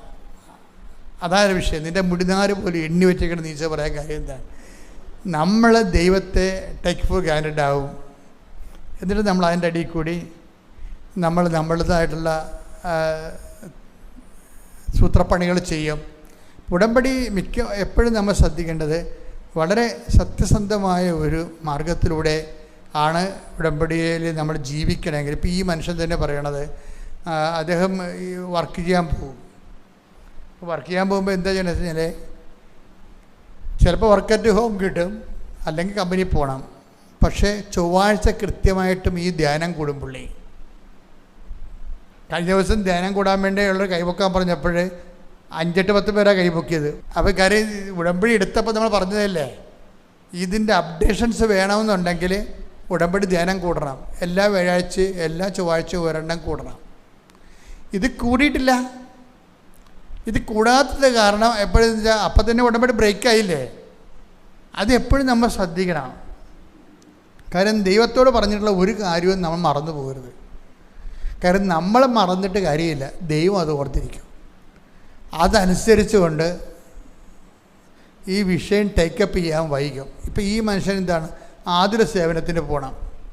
അപ്പോൾ ആതുര സേവനത്തിന് പോകുമ്പോൾ ആദ്യം അദ്ദേഹം കമ്പനി അയാളെ വിളിക്കണ മുമ്പ് ചെയ്തുകൊണ്ടിരുന്നത്, അയാൾ ആഴ്ചയിൽ ഒരു ദിവസം ആതുര സേവനത്തിന് പോകും. ഭക്ഷണം വാങ്ങിച്ച് ഭക്ഷണം ഇല്ലാത്തവർക്ക് കൊടുക്കാൻ വേണ്ടി ആതുരാലയങ്ങളിൽ പോകും. അപ്പോൾ അദ്ദേഹം പറയണത്, എനിക്ക് വേണമെങ്കിൽ പോകാതിരിക്കാമായിരുന്നു. ആ സമയത്ത് എനിക്ക് ജോലിയില്ലല്ലോ. അപ്പോൾ എനിക്ക് വേണ്ടി ഒരു കമ്പനിയിൽ ആ 3 മണിക്കൂർ ഉണ്ടെങ്കിൽ ഒരു ഇമെയിൽ ആപ്ലിക്കേഷൻ സെറ്റപ്പ് ചെയ്ത് പുട്ടപ്പ് ചെയ്ത് വിടാൻ പറ്റും. പക്ഷെ അതെടുക്കാതെ ആ 3 മണിക്കൂർ ജോലി ആതുര സേവനത്തിന് പോകും. അപ്പോൾ ആ സാക്ഷ്യം കേട്ടപ്പോൾ എനിക്ക് മനസ്സിലായി ഇത് കുറച്ച് കഴിയുമ്പോൾ ഇത് വർക്കൗട്ട് ചെയ്യുമെന്നുള്ളത്. അതായത് വിശ്വസ്തതയെന്ന് പറയുമ്പോൾ ഈ ഒരു വിഷയത്തിൽ വളരെ ഗുരുതരമായ ഒന്ന് പ്രാർത്ഥിച്ച മക്കളെ. കർത്താവായ ദൈവമേ, കർത്താവായ ദൈവമേ, ഉടമ്പടി ജീവിതത്തിലെ അങ്ങയോട് കാണിക്കേണ്ട വിശ്വസ്തതയ്ക്ക് ആവശ്യമായ ദൈവസ്നേഹവും ദൈവസ്നേഹത്തിന് ഉപോത്ബലമായ ദൈവസ്നേഹം ഞങ്ങൾക്ക് നൽകണമേ. അപ്പോൾ ഇതൊരു ഉപോത്ബലമായ അഭിഷേകമാണ്. അപ്പം ഇടയ്ക്കിടയ്ക്ക് നിങ്ങൾ ഈ അഭിഷേകത്തിന് വേണ്ടി പ്രാർത്ഥിക്കണം. ഉടമ്പടിയിൽ എപ്പോഴും ഞാൻ നിങ്ങളോട് പറയാം, അഭിഷേകം എന്ന് പറയുന്നത് വളരെ സീരിയസ് ആയിട്ടുള്ള കാര്യമാണ്. പോസിറ്റീവ് കാര്യങ്ങൾക്കാണ് അനുഗ്രഹമുള്ളത്, നെഗറ്റീവ് കാര്യങ്ങൾക്ക് വേണ്ടത് അഭിഷേകമാണ്. പോസിറ്റീവ് കാര്യങ്ങൾക്കാണ് നമുക്ക് ഈ അനുഗ്രഹം മാത്രമല്ലേ അറിയത്തുള്ളൂ. അത് നമ്മൾ എപ്പോഴും ദൈവത്തോട് അനുഗ്രഹമേ ചോദിക്കത്തുള്ളൂ. പക്ഷേ ജീവിതം അങ്ങനെ അല്ല. ജീവിതം ഇപ്പം രാത്രിയാകാൻ പോവുകയാണ്. ഈ രാത്രി മുഴുവൻ കഴിഞ്ഞാൽ പിന്നെ പകൽ വരും, ഇല്ലേ? അപ്പം ജീവിതത്തിൽ പോസിറ്റീവായിട്ടുള്ള കാലം മാത്രമല്ല, പ്രകാശകാലം മാത്രമല്ല, ഇരുട്ടിൻ്റെ കാലവും ഉണ്ടാകും. മിക്സ് ചെയ്താൽ ഇത് വരണത്. അപ്പോൾ നമ്മളെ സംബന്ധിച്ചിടത്തോളം പോസിറ്റീവായിട്ടുള്ള കാര്യം, ഇപ്പം ജോലി കിട്ടണം. ജോലി എന്താണ്? അനുഗ്രഹമല്ലേ? അല്ലേ? അനുഗ്രഹമല്ലേ? മകളുടെ കല്യാണം നടക്കണം, അതെന്താണ്? അനുഗ്രഹമല്ലേ? Physical favours. നിങ്ങൾക്ക് നല്ല പരീക്ഷ എഴുതിക്കൊണ്ടിരിക്കുന്ന കുഞ്ഞുങ്ങൾ, അവർക്ക് നല്ല മാർക്ക് കിട്ടണം, അത് അനുഗ്രഹമല്ലേ? അപ്പോൾ ഇതെല്ലാം അനുഗ്രഹമാണ്. ഇനി വീടിൻ്റെ ജപ്തി മാറണം, അല്ലെങ്കിൽ വീട് വെക്കാനുള്ള ലോൺ കിട്ടണം. അതൊക്കെ ഇപ്പോൾ ലോൺ കിട്ടണമെന്ന് പറയുമ്പോൾ നിങ്ങൾക്ക് ഇതൊക്കെ പ്രാർത്ഥിക്കേണ്ട വിഷയമാണ്. പക്ഷേ വീടില്ലാതെ ഒന്ന് ജീവിച്ച് നോക്കണം, വരും അറിയും. വീടില്ലാതെ ജീവിച്ച് നോക്കണം. പണ്ട് ഇപ്പോഴത്തെ അപ്പന്മാരൊക്കെ ജീവിച്ചിരുന്ന പണ്ടത്തെ പെരകൾ നമ്മൾ ചോറ് തിന്നുമ്പോൾ മുകളിൽ നിന്ന് വെള്ളം വീഴുമായിരുന്നു ചോറ്റുപാത്രത്തിൽ. അവിടെയൊക്കെ മക്കളാണ് ഇന്ന് രസപ്പെട്ട അവരുടെ വേദനയും കഷ്ടപ്പാടും കൊണ്ടാണ് ഇന്ന് അപ്പന്മാർക്കൊക്കെ ഒരു മണ്ടത്തരം തോന്നി, ഞങ്ങൾ അനുഭവിച്ചു, ഞങ്ങളുടെ മക്കൾ അനുഭവിക്കരുതെന്ന്. മക്കൾ അങ്ങനെയല്ലേ? അങ്ങനെ എല്ലാവരും പറയണത്, ഞങ്ങൾ അനുഭവിച്ചു, ഞങ്ങളുടെ മക്കൾ അനുഭവിക്കരുത്. പക്ഷേ മക്കൾ അനുഭവിക്കണേ, മക്കൾ നമ്മൾ അനുഭവിപ്പിക്കുന്നുണ്ട് ഇപ്പം. അതാണ് വിഷയം. നമ്മൾ ആത്മാർത്ഥമായിട്ട് ഞങ്ങൾ അനുഭവിച്ചു, ഞങ്ങളുടെ മക്കൾ അനുഭവിക്കരുത്. ഇപ്പം എന്ത് ചെയ്ത് മക്കൾ തിരിച്ച് നമ്മൾ അനുഭവിപ്പിക്കുന്നുണ്ട്. കാര്യം അവർക്ക് ചക്കി കുത്തി പത്താഴം പെറ്റു, ചക്കി കുത്തി അമ്മ വെച്ചു, ഞാനുണ്ടെന്ന് പറയത്തില്ലേ? അതാണ് ഞാനുണ്ട്. എങ്ങനെ ഉണ്ട്? അത് പത്താഴം പെറ്റെന്ന്. പത്താഴം പ്രസവിക്കണമെങ്കിൽ എന്തെല്ലാം പാടാരെങ്കിൽ ആ ചെള്ളയിൽ കിടന്നും വെയിലത്ത് കിടന്നും മഴയത്ത് കിടന്നൊക്കെ പണിയെടുക്കണത് പത്താഴം പ്രസവിക്കത്തില്ല. അപ്പോൾ ഈ കഷ്ടപ്പാടൊന്നും ഇല്ലാതെ നിങ്ങൾ മക്കളെ വളർത്തിക്കൊണ്ട് വരും. മക്കൾക്കൊന്നും അറിയാൻ പറ്റത്തില്ല. അപ്പോൾ സ്വാഭാവികമായിട്ടും അപ്പോൾ അവർ നമ്മളോട് അവർക്ക് 10-17 വയസ്സാകും പറയും, അതിന് അമ്മയും അപ്പനും കഷ്ടപ്പെട്ട് ഞങ്ങളെന്ത് ചെയ്യണമെന്ന് ചോദിക്കും. അവർ തിരിച്ചു ചോദിക്കും. അതല്ലേ അവർ ചോദിക്കുന്നുണ്ടല്ലോ ഇപ്പോൾ. അതിന് അമ്മയും അപ്പയും കഷ്ടപ്പെട്ട് നിങ്ങളുടെ കയ്യിരിപ്പ് കൊണ്ടാണ്, അത് ഞങ്ങളെന്ത് ചെയ്യും? ഞങ്ങളുടെ കാലത്ത് ഈ പ്രശ്നമൊന്നും ഇല്ലല്ലോ, ഞങ്ങൾ ജനിച്ച് കുടുംബത്തെ ഐശ്വര്യം ഉണ്ടായിരുന്നു. അതാണ് വിഷയം. അവർ നമ്മളെ പറയാൻ പോലും അനുവദിക്കത്തില്ല. മക്കളെ പറയാൻ പോലും അനുവദിക്കത്തില്ല. കാര്യം അവർക്ക് നിങ്ങൾ ചോദിക്കണതെല്ലാം കൊടുത്തു. പെമ്മക്കളാണെങ്കിൽ പെമ്മക്കളെ മുഴുവൻ ചീത്തയാക്കിയിരിക്കണ ആരാണ് ചീത്തയാക്കണേ? അമ്മമാരല്ല, അപ്പന്മാർ ചീത്തയാക്കി. പെമ്മക്കളെ മുഴുവൻ ചീത്തയാക്കി കളഞ്ഞതും പെമ്മക്കൾ ഇന്ന് കാണിക്കുന്ന എല്ലാ കോപ്പറേറ്റത്തിന് പിന്നിലും അപ്പന്മാരുണ്ട്. നമ്മളെങ്ങനെ സ്റ്റാൻഡേ പിടിച്ചാലും അപ്പൻ വേറെ ഒരു വഴി ഉണ്ടാക്കിയിട്ട് അവരെ സപ്പോർട്ട് ചെയ്യും. അവരതിന് വലുതായി കഴിഞ്ഞാൽ ഇത് തന്നെ ഇരിക്കും അവസ്ഥ. അപ്പന്മാർ കാണിക്കുന്ന ക്രിമിനലിസം ഭയങ്കരമാണ് ഈ പെമ്മക്കളുടെ വിഷയത്തിൽ. അമ്മ സ്റ്റാൻഡേ പിടിക്കും. കാര്യം അമ്മ ഇവരുടെ സ്വഭാവങ്ങളെല്ലാം അറിയാമല്ലോ.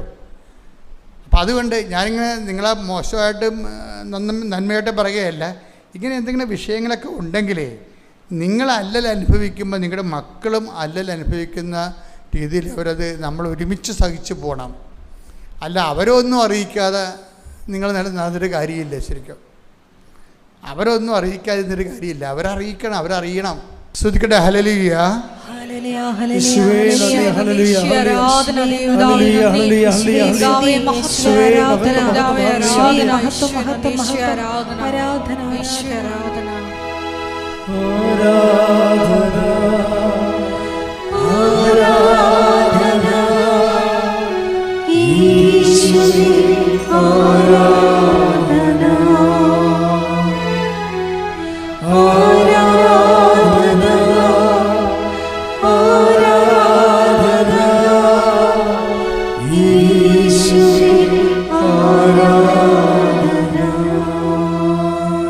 ഞാനെന്തുകൊണ്ടാണ് ഇങ്ങനെ ഒട്ടാത്ത ഒരു നിലപാടെടുക്കണമെന്ന് അറിയാമോ?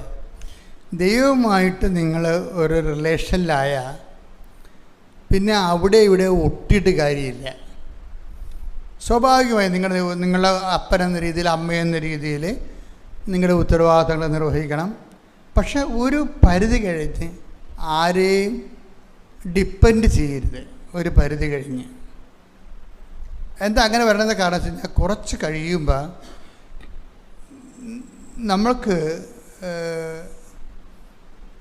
ജീവിതം എപ്പോഴും ഒരേ രീതിയിൽ പോകത്തില്ല. ജീവിതം എപ്പോഴും ഒരേ രീതിയിൽ പോയതില്ല. ചില സമയത്ത് പൊടുന്നനെ ബൈബിൾ അങ്ങനെ ഒരു വാക്കുണ്ട്. Take the word of God. ശ്രുതികട്ടെ. ഹല്ലേലൂയ ഹല്ലേലൂയ ഹല്ലേലൂയ ഹല്ലേലൂയ യേശുവേ നന്ദി. ഹല്ലേലൂയ ഹല്ലേലൂയ യേശുവേ ആരാധന ആരാധന ആരാധന യേശുവേ നന്ദി. മഹത്വം മഹത്വം മഹത്വം. ഹല്ലേലൂയ ആരാധന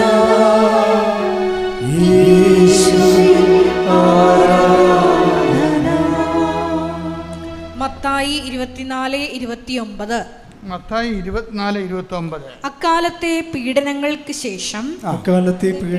ശേഷം പൊടുന്നനെ സൂര്യൻ ഇരുണ്ടുപോകും, ചന്ദ്രൻ പ്രകാശം തരികയില്ല, നക്ഷത്രങ്ങൾ ആകാശത്തിൽ നിന്ന് നിപതിക്കും,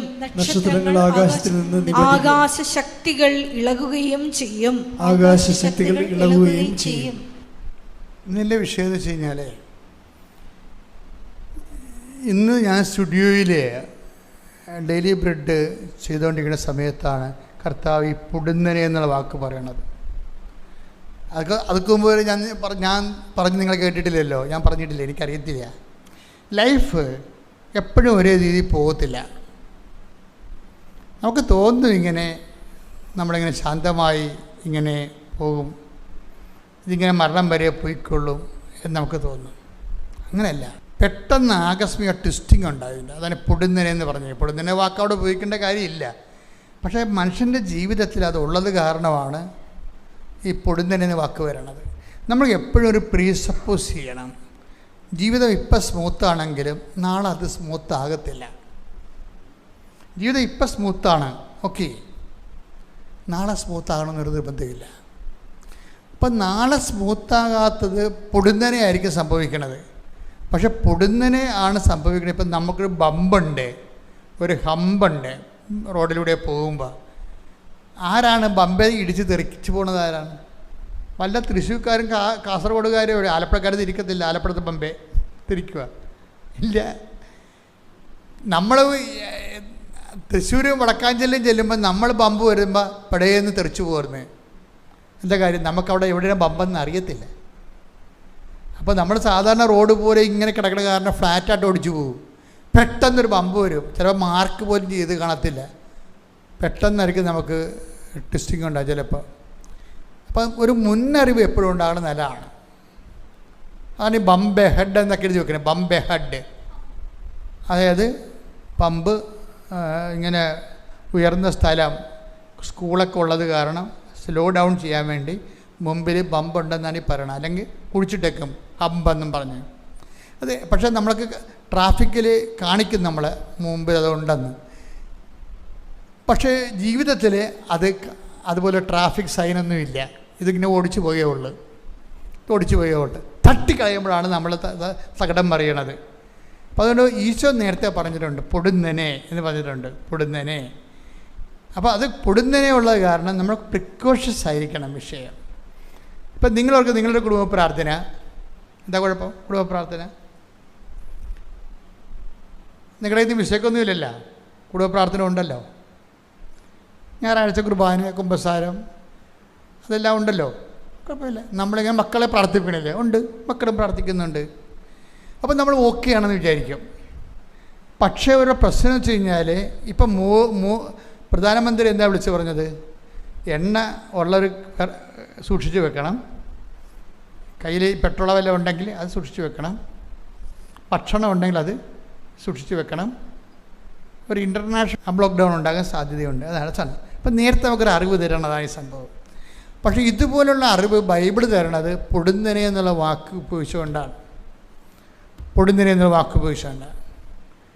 അപ്പോൾ എന്നാ ചെയ്യണം? ഈ പൊടുന്നനെ എന്ന് പറയുമ്പോൾ പൊടുന്നനെ വരുമ്പോൾ തന്നെ കാക്ക നോക്കറിയും മുണ്ടി കൊണ്ടാലേ അറിയത്തുള്ളൂ, പറഞ്ഞാൽ കൊണ്ടറിഞ്ഞിട്ട് കാര്യമില്ല.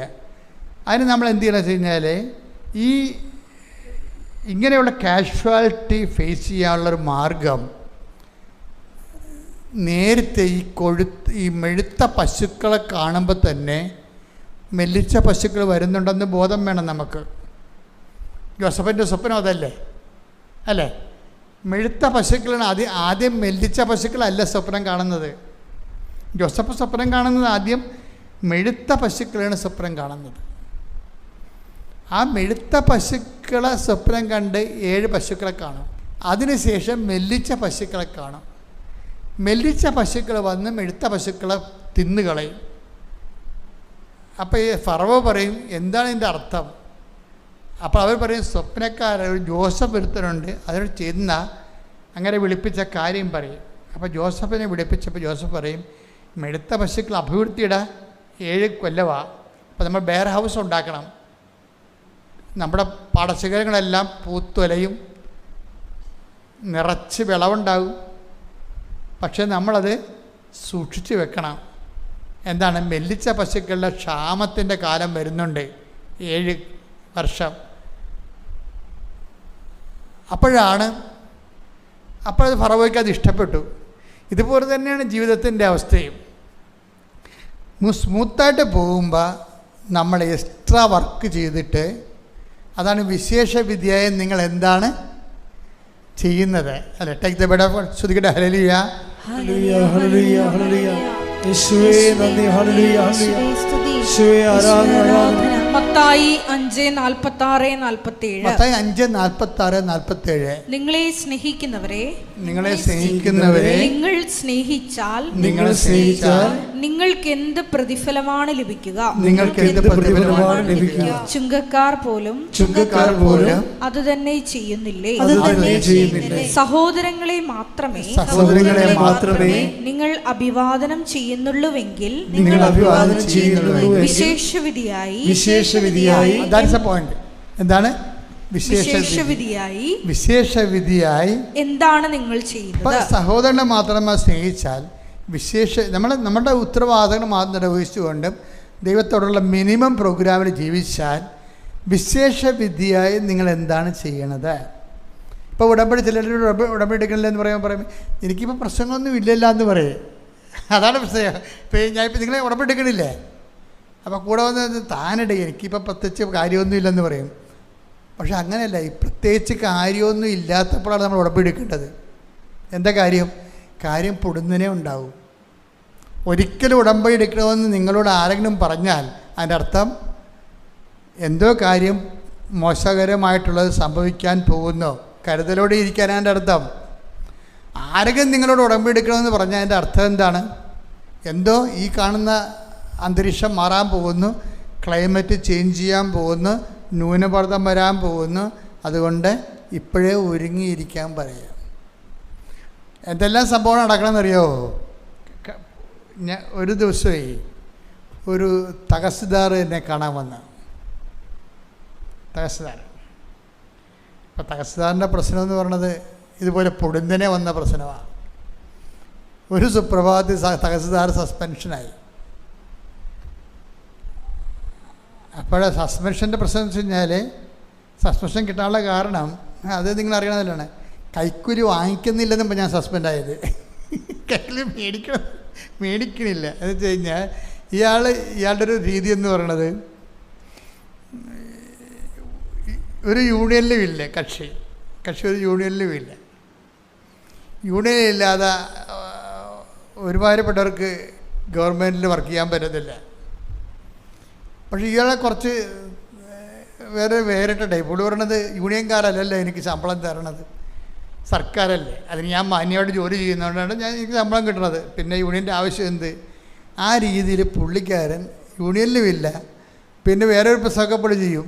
പുള്ളി ചെയ്യുന്ന പ്രസംഗം എന്ന് പറയണത് ഈ ബന്ദ്, അതുപോലെ തന്നെ ഹർത്താൽ. ഇപ്പോഴല്ലേ ഈ ബന്ധമൊക്കെ കുറഞ്ഞത്, അന്ന് മുട്ടിന് ഹർത്താലായിരുന്നു ഈ മനുഷ്യൻ എൻ്റെ അടുത്ത് വരുമ്പോൾ.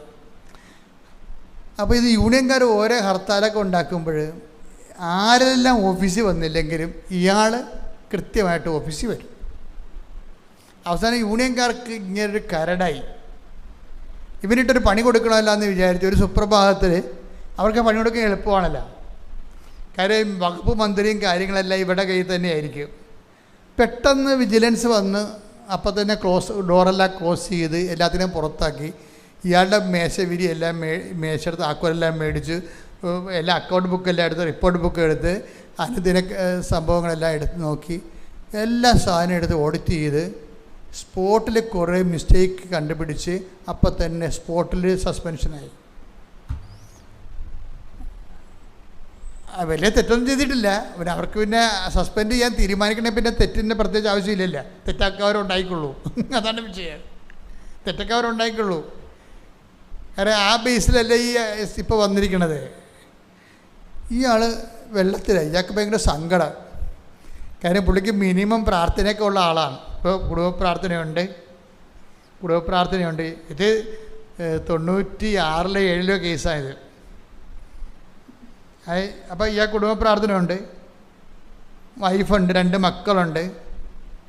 അവർ പള്ളിയിലൊക്കെ പോവും, ഞായറാഴ്ച പള്ളിയിൽ പോവും. അപ്പോൾ ഒരു നോർമൽ കുടുംബമായി ശരിക്കും പറഞ്ഞാൽ. ഞായറാഴ്ച ഒന്നും പുള്ളി മിസ് ചെയ്യത്തില്ല. അപ്പോൾ പുള്ളി എന്നോട് ചോദിച്ചതേ, ഞാനിങ്ങനെ വളരെ മര്യാദക്ക് മാന്യമര്യാദക്ക് ജീവിക്കുന്ന ഒരാളാണല്ലോ, സത്യത്തിന് വേണ്ടിയാണ് ഞാൻ ജീവിച്ചത്, പക്ഷേ എനിക്കിങ്ങനെ വന്ന് പോയില്ല അച്ഛാന്ന് പറയും. എനിക്കിങ്ങനെ വന്നു. അപ്പോൾ പുള്ളിക്ക് സങ്കടമാണ്. ഞാൻ നിങ്ങളോടൊക്കെ പറയണമെങ്കിലും പുള്ളിക്ക് സങ്കടമാണ്, ധർമ്മരോക്ഷമാണ് ശരിക്കും. ദൈവത്തോടും രോഷമുണ്ട് പുള്ളിക്ക്. ദൈവത്തിനൊപ്പം ജീവിച്ചിട്ട് ദൈവം എന്നെ സംരക്ഷിച്ചില്ല എന്നുള്ള സങ്കടമുള്ളെങ്കിലേക്ക്, ദൈവത്തിനൊപ്പം ജീവിച്ചിട്ടും ദൈവം എന്നെ സംരക്ഷിച്ചില്ലല്ല. എന്നെ കാട്ടാളന്മാർ എല്ലാവരും കൂടി ഒത്തുകൂടിയപ്പോൾ ഞാൻ ഔട്ടായില്ലേ. ഇതെല്ലാം പ്രശ്നം. ഇതിനേക്കാൾ വലിയ പ്രശ്നമുണ്ട്. ഇയാളെ വൈഫിന് താല്പര്യമില്ല. എന്ത്? വൈഫിന് ഇഷ്ടമാണ്, അവർ വരുമ്പോൾ ജീവിക്കുന്നുണ്ട്. പക്ഷെ വൈഫിന് ഇയാളൊരു ആണല്ലെന്നാണ് പറയണത്. വേറെ ഫിസിക്കൽ പ്രോബ്ലം ഒന്നുമില്ല. പുള്ളി ആണെന്ന് പറയുന്ന ആൾ കൈക്കൂലി വാങ്ങിക്കുന്ന ആളായിരിക്കും. അതാണ് പ്രശ്നം. അത് വേറൊരു വൈഫ് എന്ന് വെച്ച് കഴിഞ്ഞാൽ പുള്ളിയുടെ ഭാര്യയുടെ അനിയത്തി എക്സൈസ് ഓഫീസറാണ്. ഭാര്യയുടെ അനിയത്തിയുടെ ഈ വൈഫിൻ്റെ അനിയത്തിയുടെ ഭർത്താവ് എക്സൈസ് ഓഫീസറാണ്. അപ്പം അവിടെ നമുക്കറിയാമല്ലേ, കിമ്പിളൊക്കെ കിട്ടും. അവർക്ക് കാറൊക്കെ ഉണ്ട്. മക്കളും അപ്പനും അമ്മയും കൂടിയൊക്കെ ടൂറിനൊക്കെ പോവും. ശനിയാഴ്ചയൊക്കെ അവർ പുറത്തു പോയി ഭക്ഷണം കഴിക്കും. അടിച്ചു പൊളിച്ചുള്ള ജീവിതമാണ്. ഇവർക്ക് കാറൊന്നുമില്ല. അയാൾക്കൊരു പഴയ ലാംബി സ്കൂട്ടറാണ് ഉള്ളത്. ഇയാൾക്ക് കൈക്കൂലിയൊന്നും മേടിക്കാത്ത കാരണം ഇയാൾക്ക് ഉള്ള ശമ്പളം കൊണ്ട് അഡ്ജസ്റ്റ്. അപ്പം തന്നെ ഈ അനിയത്തിൻ്റെ വീട്ടിലൊന്നും അടിയന്തരം ഉണ്ടായി ഇവർ പോകത്തില്ല. പോയി അവിടെ പോയി നാറാൻ കഴിയില്ലെന്നും പറഞ്ഞ് പോകത്തില്ല. അവരെ 10 ക്ലാസ് കാണേണ്ടി വരുമല്ലോ ചോദിച്ചിട്ട് ഇവർ ഇങ്ങനെ ഒതുങ്ങിപ്പോകുകയാണ്. ഈ ഒതുക്കത്തിന് മുഴുവൻ കാരണം ഈ മഫനായ ഭർത്താവാണല്ലോ എന്നാണ് ഭാര്യ പറയണത്. അപ്പോൾ ഇപ്പോഴെന്നാ പറ്റി? ആ ശമ്പളവും പോയി.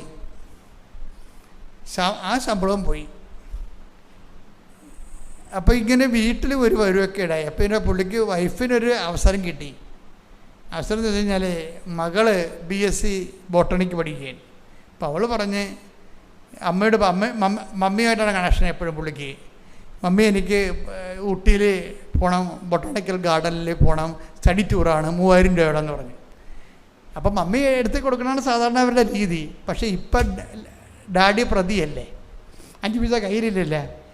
അപ്പം ഇങ്ങനെയുള്ള ഈ വലിയ സത്യവാൻ സാവിത്രി കളിച്ചാൽ ജീവിക്കാൻ പറ്റത്തില്ലെന്ന് ഡാഡിയെ മനസ്സിലാക്കാൻ പറ്റിയ ഒരു സമയമാണ് അമ്മക്ക് കിട്ടിയിരിക്കുന്നത്. അമ്മ ഉടനെ മകളോട് പറഞ്ഞു, പോയി ചോദിക്കുക അവിടെ ഇരിപ്പുണ്ടല്ലോ എന്ന് പറഞ്ഞു.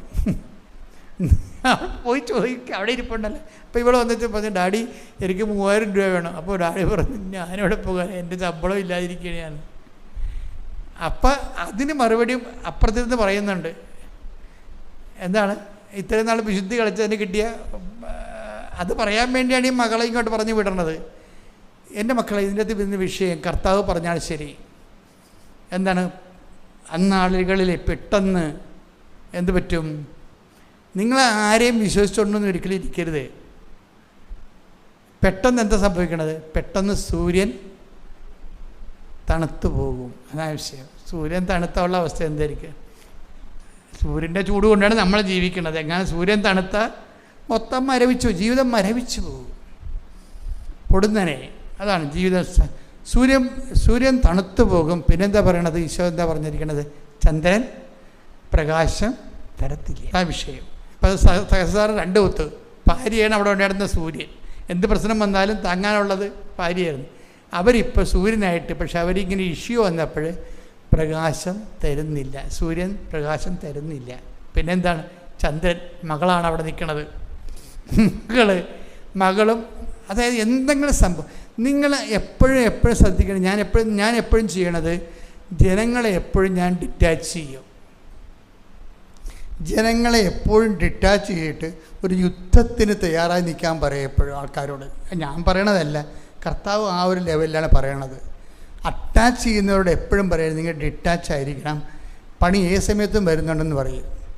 എന്താ കാര്യമെന്ന് വെച്ച് കഴിഞ്ഞാൽ, അതിൻ്റെ കാരണം അമിതമായി നിങ്ങൾ ആരെയും ആശ്രയിക്കരുത്. ഇനി ആരെയെങ്കിലും, അതുകൊണ്ടാണ് ഞാൻ ലവ് മാരേജിനൊക്കെ ഞാൻ അത്ര കണ്ട് അനുകൂലമുള്ള ആളല്ല. ചില പെട്ടുപോയാൽ ഞാൻ അവരെ സംരക്ഷിക്കുകയും ചെയ്യും. പക്ഷെ എന്നാലും ഇതിനകത്ത് വരുന്നൊരു വിഷയം, ഈ അഫയർ ലെവലിൽ ദൈവം ഒരു കക്ഷിയല്ല. അതാണ് പ്രശ്നം. ദൈവം ഒരു കക്ഷിയല്ല. ഇവരാണെങ്കിലും വേറെ ഒരു സങ്കല്പ ലോകത്താണ് ജീവിക്കുന്നത്. നമുക്ക് ആ സങ്കല്പത്തിലും ദൈവമൊന്നുമില്ല. ഇനി ദൈവം വേണമെങ്കിൽ അവരുടെ കാര്യം നടത്തി കൊടുത്താൽ മാത്രമേ ദൈവത്തിന് അവിടെ നിൽക്കാൻ പറ്റത്തുള്ളൂ. അപ്പം അങ്ങനെ ഒരു വല്ലാത്തൊരു മോഹവരയത്തിൽ ചെന്ന് ആൾക്കാർ ചെന്ന് ചാടും. ഈ ആൾക്കാരെ നമ്മൾ സഹായിക്കാൻ പാടാൻ എന്ന് വെച്ച് കഴിഞ്ഞാൽ അവർക്ക് ഇപ്പം നമുക്കറിയാമല്ലോ, പൾസ് കിട്ടുന്നില്ല എന്നുണ്ടെങ്കിൽ ഡോക്ടർ പറയും മരുന്ന് കയറണില്ലല്ലോ, മരുന്ന് അക്സെപ്റ്റ് ചെയ്യുന്നില്ല, മെഡിസിൻ അക്സെപ്റ്റ് ചെയ്യുന്നില്ല. ഇപ്പോൾ ഡോക്ടർ MBBS MD FRCP എന്നൊക്കെ പറഞ്ഞാലും പേഷ്യൻ്റ് മരുന്ന് അക്സെപ്റ്റ് ചെയ്തില്ലെങ്കിൽ ഡോക്ടർ ഒന്നും ചെയ്യാൻ പറ്റത്തില്ല. ആ സാധനം ഊരി മേശപ്പുറത്ത് വെച്ചിട്ട് ഇങ്ങനെ ഇരിക്കാനേ പറ്റത്തുള്ളൂ. അതാണ് എൻ്റെ വിഷയം. അപ്പം മരുന്ന് അപ്പം ഡോക്ടറിന് പോലെ തന്നെ പ്രധാനപ്പെട്ടതാണ് പേഴ്സൺ, വ്യക്തി. അതുകൊണ്ട് ഞാൻ എപ്പോഴും ഈ പേഴ്സണെ നോക്കത്തുള്ളൂ. എന്താ കാര്യം? പേഴ്സൺ ദൈവത്തിൻ്റെ കൃപ ആർജിക്കാൻ റെഡിയാണെന്ന് നോക്കും. എനിക്കത് പറ്റത്തില്ല, ഈ ജന്മത്തിൽ ഇവളെ കൊണ്ട് കർത്താവുമായിട്ട് കമ്മ്യൂണിക്കേറ്റ് ചെയ്യാൻ പറ്റത്തില്ലെന്നെങ്കിൽ ഞാൻ ചാപ്റ്റർ ക്ലോസ് ചെയ്തിട്ട് എൻ്റെ സമയം ഞാൻ വേസ്റ്റ് ചെയ്യത്തില്ല, ഞാൻ വിഡ്രോ ചെയ്ത് കളയും. ഇല്ല, നമുക്കത് വർക്കൗട്ട് ചെയ്താൽ കൊണ്ടുവരാൻ പറ്റുന്നതാണെങ്കിൽ ഞാൻ പിന്നെ എൻ്റെ ചീട്ട് കൊടുത്തു വിടും. നിങ്ങൾ ഇനി ഇടിച്ചു തല്ലി അവിടെ പോയി നിൽക്കേണ്ട, ഈ ചീട്ടിൽ തന്നെ വീണ്ടും നിങ്ങൾക്ക് ഈ 15 ദിവസം കഴിയുമ്പോൾ കാണാമെന്ന് പറയും. കാര്യം എനിക്ക് ഹോപ്പുണ്ടാ, ഇപ്പോഴെങ്കിലും നാളെ ദൈവമായിട്ട് പ്രവർത്തിച്ച് ഇയാളെ ടേക്കപ്പ് ചെയ്യാൻ പറ്റുമെന്നറിയാം. അല്ലെങ്കിൽ അല്ലാത്ത ചീട്ട് മേടിച്ചിട്ട് ആൾക്കനുസരിച്ച് വിടും. അല്ലാത്തവർക്ക് പിന്നെ 3 മാസം കഴിഞ്ഞല്ലേ പിന്നെ കാണാൻ പറ്റത്തുള്ളൂ. പക്ഷേ ഇതാണെന്ന് വെച്ച് കഴിഞ്ഞാൽ ഇതൊരു വിഷയമുണ്ട്. കാര്യം വെച്ച് കഴിഞ്ഞാൽ ദൈവം നമ്മുടെ ഉള്ളിൽ പ്രവർത്തിക്കാൻ പറ്റുന്ന രീതിയിലുള്ള ഇൻഫ്രാസ്ട്രക്ചർ അക്സെപ്റ്റ് ചെയ്യാൻ തയ്യാറാകണം. ഇവർ അക്സെപ്റ്റ് ചെയ്യാൻ തയ്യാറല്ല. ഞാൻ പറയും, ഇവൻ പ്രാർത്ഥിച്ച കല്യാണം എന്നടി, കല്യാണം പറ്റുന്ന ചെറുക്കൻ വട്ടണം കേട്ടാ എന്ന് പറഞ്ഞു. എൻ്റെ ദൈവമേ, ചെറുക്കൻ വട്ടാളെന്ന്. അപ്പം എനിക്ക് കർത്താവ് കാണിച്ചു തരുന്നത് വട്ടാളെന്ന്. ഒരു സന്ധ്യ എപ്പോൾ ആൾക്കാർ ഒരു 10-20 പേരിൻ്റെ മേടക്കരി വന്ന്, അച്ഛ കാശെല്ലാം കൊടുത്ത് ശ്രീധനം പോയി, ഇപ്പം അച്ഛൻ വട്ടാണെന്ന് പറഞ്ഞാൽ ഞങ്ങളെവിടെ പോകാനാണ്? ഞാൻ പറഞ്ഞു, മക്കൾ ചാടതൊന്നും വേണ്ട, ജസ്റ്റ് ഒന്ന് അന്വേഷിച്ചിട്ട് വരാൻ പറഞ്ഞു. നിങ്ങൾ ആരാ അന്വേഷിക്കാൻ പോയത്? മിക്സർ അടിക്കാൻ പോയതാണ്, അന്വേഷിക്കാൻ പോയതാണോ? ഈ അന്വേഷിക്കാൻ വേണ്ടി കെട്ടിയെടുത്ത് ഇറങ്ങണവനൊക്കെ വെറുതെയാണ്. അതിന് ആളെ ഒപ്പിക്കാൻ പോയി. അങ്കിളല്ലേ, ചിറ്റപ്പനല്ലേ, അമ്മായിയല്ലേ, അമ്മായിനെ വിളിച്ചില്ല, പിന്നെ കല്യാണത്തിന് വരത്തില്ല എന്ന് പറഞ്ഞ് ഇങ്ങനെ വെറുതെ കെട്ടിയെടുത്ത് തന്നെയാണ്. അല്ലാതെ അത് പലരും അന്വേഷിക്കുന്നുണ്ടാ? ഒരു മനുഷ്യനും അന്വേഷിക്കില്ല. അതിൻ്റെ വേറെപ്പെട്ട അന്വേഷിക്കണ്ടേ? അതിനെല്ലാം ഉത്തരവാദിത്തപ്പെട്ടല്ലേ ഇവരെ വിടണേ നമ്മളെ. ചെന്നപ്പോഴെന്താണ്? പക്ക വട്ടാണ്. ഇപ്പം കുഴപ്പമില്ല, പക്ഷേ വട്ട ഏത് സമയത്തും വരുമെന്ന് പറഞ്ഞു. അതാണ് അവസാനം. പിന്നെ ആ കാശെല്ലാം തിരിച്ച് മേടിച്ച് ആ സാധനം അതായത് ചില സമയത്ത് അതിപ്പോൾ ഇത് അറേഞ്ച്ഡ് മാരേജ്, ഇത് പ്രണയവിവാഹമാണെങ്കിൽ ഞാൻ വട്ടാണെന്ന് പറഞ്ഞാൽ അവൾ പറയും അച്ഛനെയാണ് വട്ടെന്ന് പറയും. അതാണ് വിഷയം. അതിൻ്റെ അകത്ത് വരുന്നൊരു വിഷയം. അവർ മാറത്തില്ല, അത് മാറത്തില്ല. അവിടെ എന്താ പ്രോബ്ലം വെച്ച് കഴിഞ്ഞാൽ അവിടെ ദൈവത്തിന് സ്പേസ് ഇല്ല. അതാണ് അതിൻ്റെ അകത്തൊരു കുഴപ്പം. അതുകൊണ്ട് ഈ കേസൊന്നും ഞാൻ എടുക്കത്തില്ല. ദൈവത്തിന് സ്പേസ് ഇല്ല, ഞാനെന്തിനാണ് ഇത് 40 വർഷമായി ഇപ്പം സംഭവിച്ചിട്ടാണ് നടക്കുന്നത്. പരമാവധി എല്ലായിടത്തും ഇതിട്ടാണ് നടക്കുന്നത്. എന്താ ഞാൻ അച്ഛനാണെന്നുള്ളത് ഞാൻ തന്നെ അംഗീകരിച്ച് മറ്റുള്ളവരെ കൊണ്ടും അംഗീകരിപ്പിച്ച് നടക്കുക. എന്താണ് ഇതൊരു ശുശ്രൂഷ ജീവിതമാണ്. ആ തുണിയില്ലാതെ കുറിച്ച് കിടക്കണതിന് വേണ്ടി ചെയ്തിരിക്കുന്ന ഒരു ജീവിത സമർപ്പണമാണത്. എനിക്ക് നല്ല അഭിമാനമുണ്ട്. അപ്പോൾ അവന് ഇതുകൊണ്ട് പ്രയോജനമില്ലെങ്കിൽ ഞാൻ why should I waste my time? അവനിതുകൊണ്ട് പ്രയോജനമില്ല, ഞാൻ മനുഷ്യന്മാരെ നോക്കത്തില്ല. കർത്താവിന് ഇതുകൊണ്ട് പ്രയോജനമുണ്ടോ എന്ന് ഞാൻ നോക്കും. അതാണല്ലോ കർത്താവിൻ്റെ കൂടെ നിൽക്കുന്നതിൻ്റെ കാരണം. ഇത് ഒരു ബയലാറ്റർ ആയിട്ടുള്ള ഒരു ദൈവമായിട്ടുള്ള ഒരു ജീവിതമാണ് നമ്മുടേത്, എല്ലാവരുടേതും. എൻ്റേത് മാത്രമല്ല, എല്ലാവരുടെയും ജീവിതം അങ്ങനെയാണെന്ന് ദൈവത്തിന് തോന്നണം. അപ്പം തഹസിൽദാറിൻ്റെ അവസ്ഥ മനസ്സിലായില്ലേ? അപ്പം ഞാൻ പറഞ്ഞ തഹസിൽദാറെ സാറിന് പണി ചെയ്യും, കർത്താവ് വിശേഷ വിദ്യയായി എന്താണ് ചെയ്യണമെന്നല്ലേ ചോദിച്ചിരിക്കണത്. ഇനിയിപ്പോൾ സമയമുണ്ടല്ല. പണ്ടല്ലേ നിങ്ങൾ 8 മണിക്ക് പോയി ഓഫീസിലിരിക്കുന്ന പാർട്ടിയാണ്. 10 മണിക്കാണ് ഓഫീസെങ്കിൽ 9 മണിക്ക് മനുഷ്യൻ അവിടെ ഉണ്ടാവും. ആ ഉള്ള ചോറും ചോറ്റുപാത്രത്തിലെടുത്ത് ഉള്ള തോരനും എടുത്ത് അവിടെ പോയി ഇരിക്കുകയും വേറെ 5 പൈസ ചായക്ക് പോലും 5 പൈസ ആർക്കും കൊടുക്കത്തില്ല. അല്ല, പുള്ളി കഴിക്കത്തില്ല. പുള്ളി അത്ര ഒതുങ്ങിയ ജീവിതമാണ്. ഇപ്പോൾ എല്ലാം പൊട്ടി പാളിഷായി. ഞാൻ പറഞ്ഞു ഇനിയൊരു പണി ചെയ്യും, നിങ്ങൾ തന്നെ ധ്യാനത്തിൽ പോയിരിക്കുക, എവിടെയെങ്കിലും ഒരു ധ്യാനം കണ്ടുപിടിച്ച് പോയിരിക്കുക. ഒരാഴ്ച ധ്യാനം കഴിഞ്ഞ് വരാം. ഒരാഴ്ച ധ്യാനം കഴിഞ്ഞ് വന്ന് പിന്നെ പുള്ളി ഒരു പണിയും കണ്ടുപിടിച്ച് എന്താണ്, പിന്നെ പുള്ളി എല്ലാ ശനിയാഴ്ചയും ആ ധ്യാനകേന്ദ്രത്തിലേക്ക് ആൾക്കാരെ കൊണ്ടുപോകാൻ തുടങ്ങി. അന്ന് കൃപാസനമൊന്നും ഇവിടെ ഇല്ല. ഈ സ്ഥലം നമുക്ക് കിട്ടുന്നത് 97-ലാണ്. ഇത് 96-ലോ 95-ലോ വിഷയമാണ്. അപ്പോൾ ഈ മനുഷ്യൻ എക്സ്ട്രാ വർക്ക് ചെയ്യാൻ തുടങ്ങി. എക്സ്ട്രാ വർക്ക് ചെയ്യുമ്പോൾ ഉണ്ടാകുന്ന ഗുണമെന്ന് പറയുന്നത് നമ്മൾ ഈ പ്രാർത്ഥിക്കുന്ന പോലല്ല. ദൈവം ആ പ്രാർത്ഥിക്കുന്ന ചില കാര്യത്തിൽ നമ്മൾ ഈ കപ്പലണ്ടിയും കശുവണ്ടിയും പോലെ ചൊള്ളായിരിക്കും. നമ്മളൊരു 100 സ്വർഗസ്ഥനായി ചെല്ലിയാൽ മിക്കവാറും 90 ചൊള്ളായിരിക്കും. നമ്മൾ ചെല്ലണതൊന്നും ശ്രദ്ധയില്ലാതെ ചെല്ലണതും പിന്നെ ആ പറയുന്നതൊന്നും നമ്മൾ വിശ്വസിക്കണില്ലെന്ന് ദൈവത്തിന് നല്ലവണ്ണം അറിയാം. ഈ പറയണ കാര്യമൊന്നും നമ്മൾ വിശ്വസിക്കണില്ല എന്നുള്ളത് ദൈവത്തിന് അറിയാം. ചൊള്ള് പ്രാർത്ഥനയാണ് കയറ്റി വിടണത്. അതുകൊണ്ട് നല്ല ശരിക്കും റിജക്ഷൻ ഉണ്ട് അതിൻ്റെ സ്ഥാനം. പക്ഷേ ഈ പ്രവർത്തനം വന്നാൽ അതിൻ്റെ അകത്ത് ചൊള്ളില്ല. ഈ മനുഷ്യൻ ചെയ്യുന്ന മൊത്തം സത്യമാണല്ല. കുറേ മനുഷ്യർ ഈ മനുഷ്യൻ വഴി രക്ഷപ്പെടാൻ തുടങ്ങി. കുറേ കുടുംബങ്ങൾ സമാധാനത്തിൽ വന്ന്, കുറേ പുള്ളിക്ക് ആസ്തിയായി, ദൈവതിരുസന്നിധിയിൽ പിടിപാടായി. കർത്താവ് ഹൈക്കോടതിയെ കൊണ്ട് സ്വന്തമായിട്ട് ഈ മനുഷ്യനെതിരെ അന്വേഷണം വെപ്പിച്ചു. അതാണ് രസം. ഒരു വക്കീലിനെ ഏർപ്പെടുത്തിയ വക്കീൽ പറഞ്ഞു ഹൈക്കോടതിയിൽ ഇങ്ങനെ സെല്ലുണ്ട്, ആ സെല്ലോട് ബന്ധപ്പെട്ട 5 പൈസ മുടക്കാതെ അന്വേഷണം വരും. അന്വേഷണ റിസൾട്ട് വന്നപ്പോൾ ഈ മനുഷ്യൻ കുറ്റക്കാരനുമല്ല, മുൻകാല പ്രാബല്യത്തോടെ ശമ്പളവും കിട്ടി, അരിയറിൻ DAയും എല്ലാ സാധനവും കിട്ടി, തിരിച്ചു കിട്ടി, കർത്താവിനെയും കിട്ടി. അതാണ് വിഷയം. കർത്താവ് ഇത്തിരി കമ്മിയായിരുന്നല്ലോ ഇങ്ങേരുടെ ജീവിതത്തിൽ. ഇപ്പം കിട്ടിയപ്പോഴുണ്ട്, എല്ലാം കൂടി കിട്ടി. പക്ഷേ എപ്പോഴും നമ്മൾ ഓർക്കണം, തണൽ മരങ്ങൾ ഒത്തിരി യോനാ പ്രവാചകനെ പോലെ തണൽമരത്തിൻ്റെ അടിയിൽ ഇരുന്ന് സൂഹിക്കരുത്. വെട്ടപ്പെടാനും കിട്ടും. തണൽമരം എന്ന് പറഞ്ഞ് വെട്ടപ്പെടാനുള്ള സാധനമാണ്. നിങ്ങൾ അമിതമായി തണൽ മരങ്ങളെ ആശ്രയിക്കരുത്. ബൈബിൾ നമുക്ക് നൽകുന്നൊരു പാഠമാണ്. അന്ന് ശൂന്യത ഓരിയിടുന്ന സ്ഥലത്ത് ഞാൻ നിന്നെ കണ്ടെത്തിയെന്നാണ് പറയണത്. കാര്യം നീ സത്യസന്ധ. ഇപ്പം ഈ തഹസിൽദാർ ജീവിതത്തിൽ അദ്ദേഹം സത്യസന്ധനായിരുന്നു.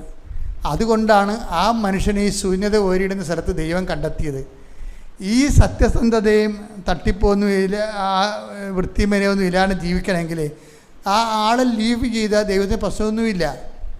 അതുകൊണ്ട് ഏറ്റവും പിടിച്ചു നിൽക്കുന്നവനെന്ന് പറയണത് ദൈവതിരുസന്നിധി പിടിച്ചു നിൽക്കാൻ നല്ല ശരിക്കും പാടാണ്. ശ്രദ്ധയോടെ പിടിച്ചു നിൽക്കുന്നവനെ സംബന്ധിച്ചിടത്തോളം ദൈവത്തിന് അത് ഇപ്പം എന്താ നമുക്ക് പറ്റിയിരിക്കണം. എനിക്ക് നിങ്ങൾ പലക്കും ആൾക്കാർക്ക് പറ്റിയിരിക്കുന്ന ഒരു അബദ്ധം എന്ന് പറഞ്ഞാൽ ദൈവം ക്ഷമിച്ചോളൂ എന്ന് പറയും. കർത്താവ് ക്ഷമയെക്കുറിച്ച് പറഞ്ഞപ്പോൾ നമ്മൾ മുഴുവൻ ഈ ക്ഷമ വെച്ചാണ് ആൾക്കാർ നശിച്ചിരിക്കുന്നത്. എന്തുമാത്രം ആൾക്കാരെ ഞാൻ കൗൺസിൽ ചെയ്യാനാണ്. ഈ ആൾക്കാരെല്ലാം നശിച്ചിരിക്കണത് എന്താണ്? ദൈവം ക്ഷമിച്ചോളൂ എന്നാണ്. പക്ഷേ എനിക്ക് ഇന്ന് വരെ ഞാനൊരു 21 ലക്ഷത്തോളം ആൾക്കാരെ കൗൺസിൽ ചെയ്തിട്ടുണ്ട്. ഇന്ന് വരെ ആരോടും ക്ഷമിച്ച് ഞാൻ കണ്ടിട്ടില്ല. ദൈവം ക്ഷമിച്ചോളൂ എന്ന് പറഞ്ഞ്, പക്ഷെ അതേസമയം തന്നെ ഫലത്തിൽ അവരവർ ചെയ്യുന്ന വിഷയങ്ങൾ, തെറ്റ് ചെയ്യുന്നവൻ ശിക്ഷ മേടിക്കും, ആ കാര്യത്തിൽ മുഖം നോട്ടം ഇല്ല. കൊളോസിയൻസിൻ്റെ 3:25 അപ്പോൾ ഈ ഒരു വചനം മാത്രം കേട്ടുകൊണ്ട് നമ്മൾ അവിശുദ്ധമായ ജീവിതത്തിന് ലൈസൻസ് ആണെന്ന് വിചാരിക്കരുത്. ഉടമ്പടി നിങ്ങളെ വിശുദ്ധ ജീവിതത്തിലേക്ക് നയിക്കാൻ വേണ്ടി, അതുവഴി നിങ്ങളുടെ നിത്യത വരെ നിങ്ങളെ നിലനിർത്താൻ വേണ്ടി ദൈവത്തിൻ്റെ സ്നേഹത്തിൻ്റെ പദ്ധതിയാണ്.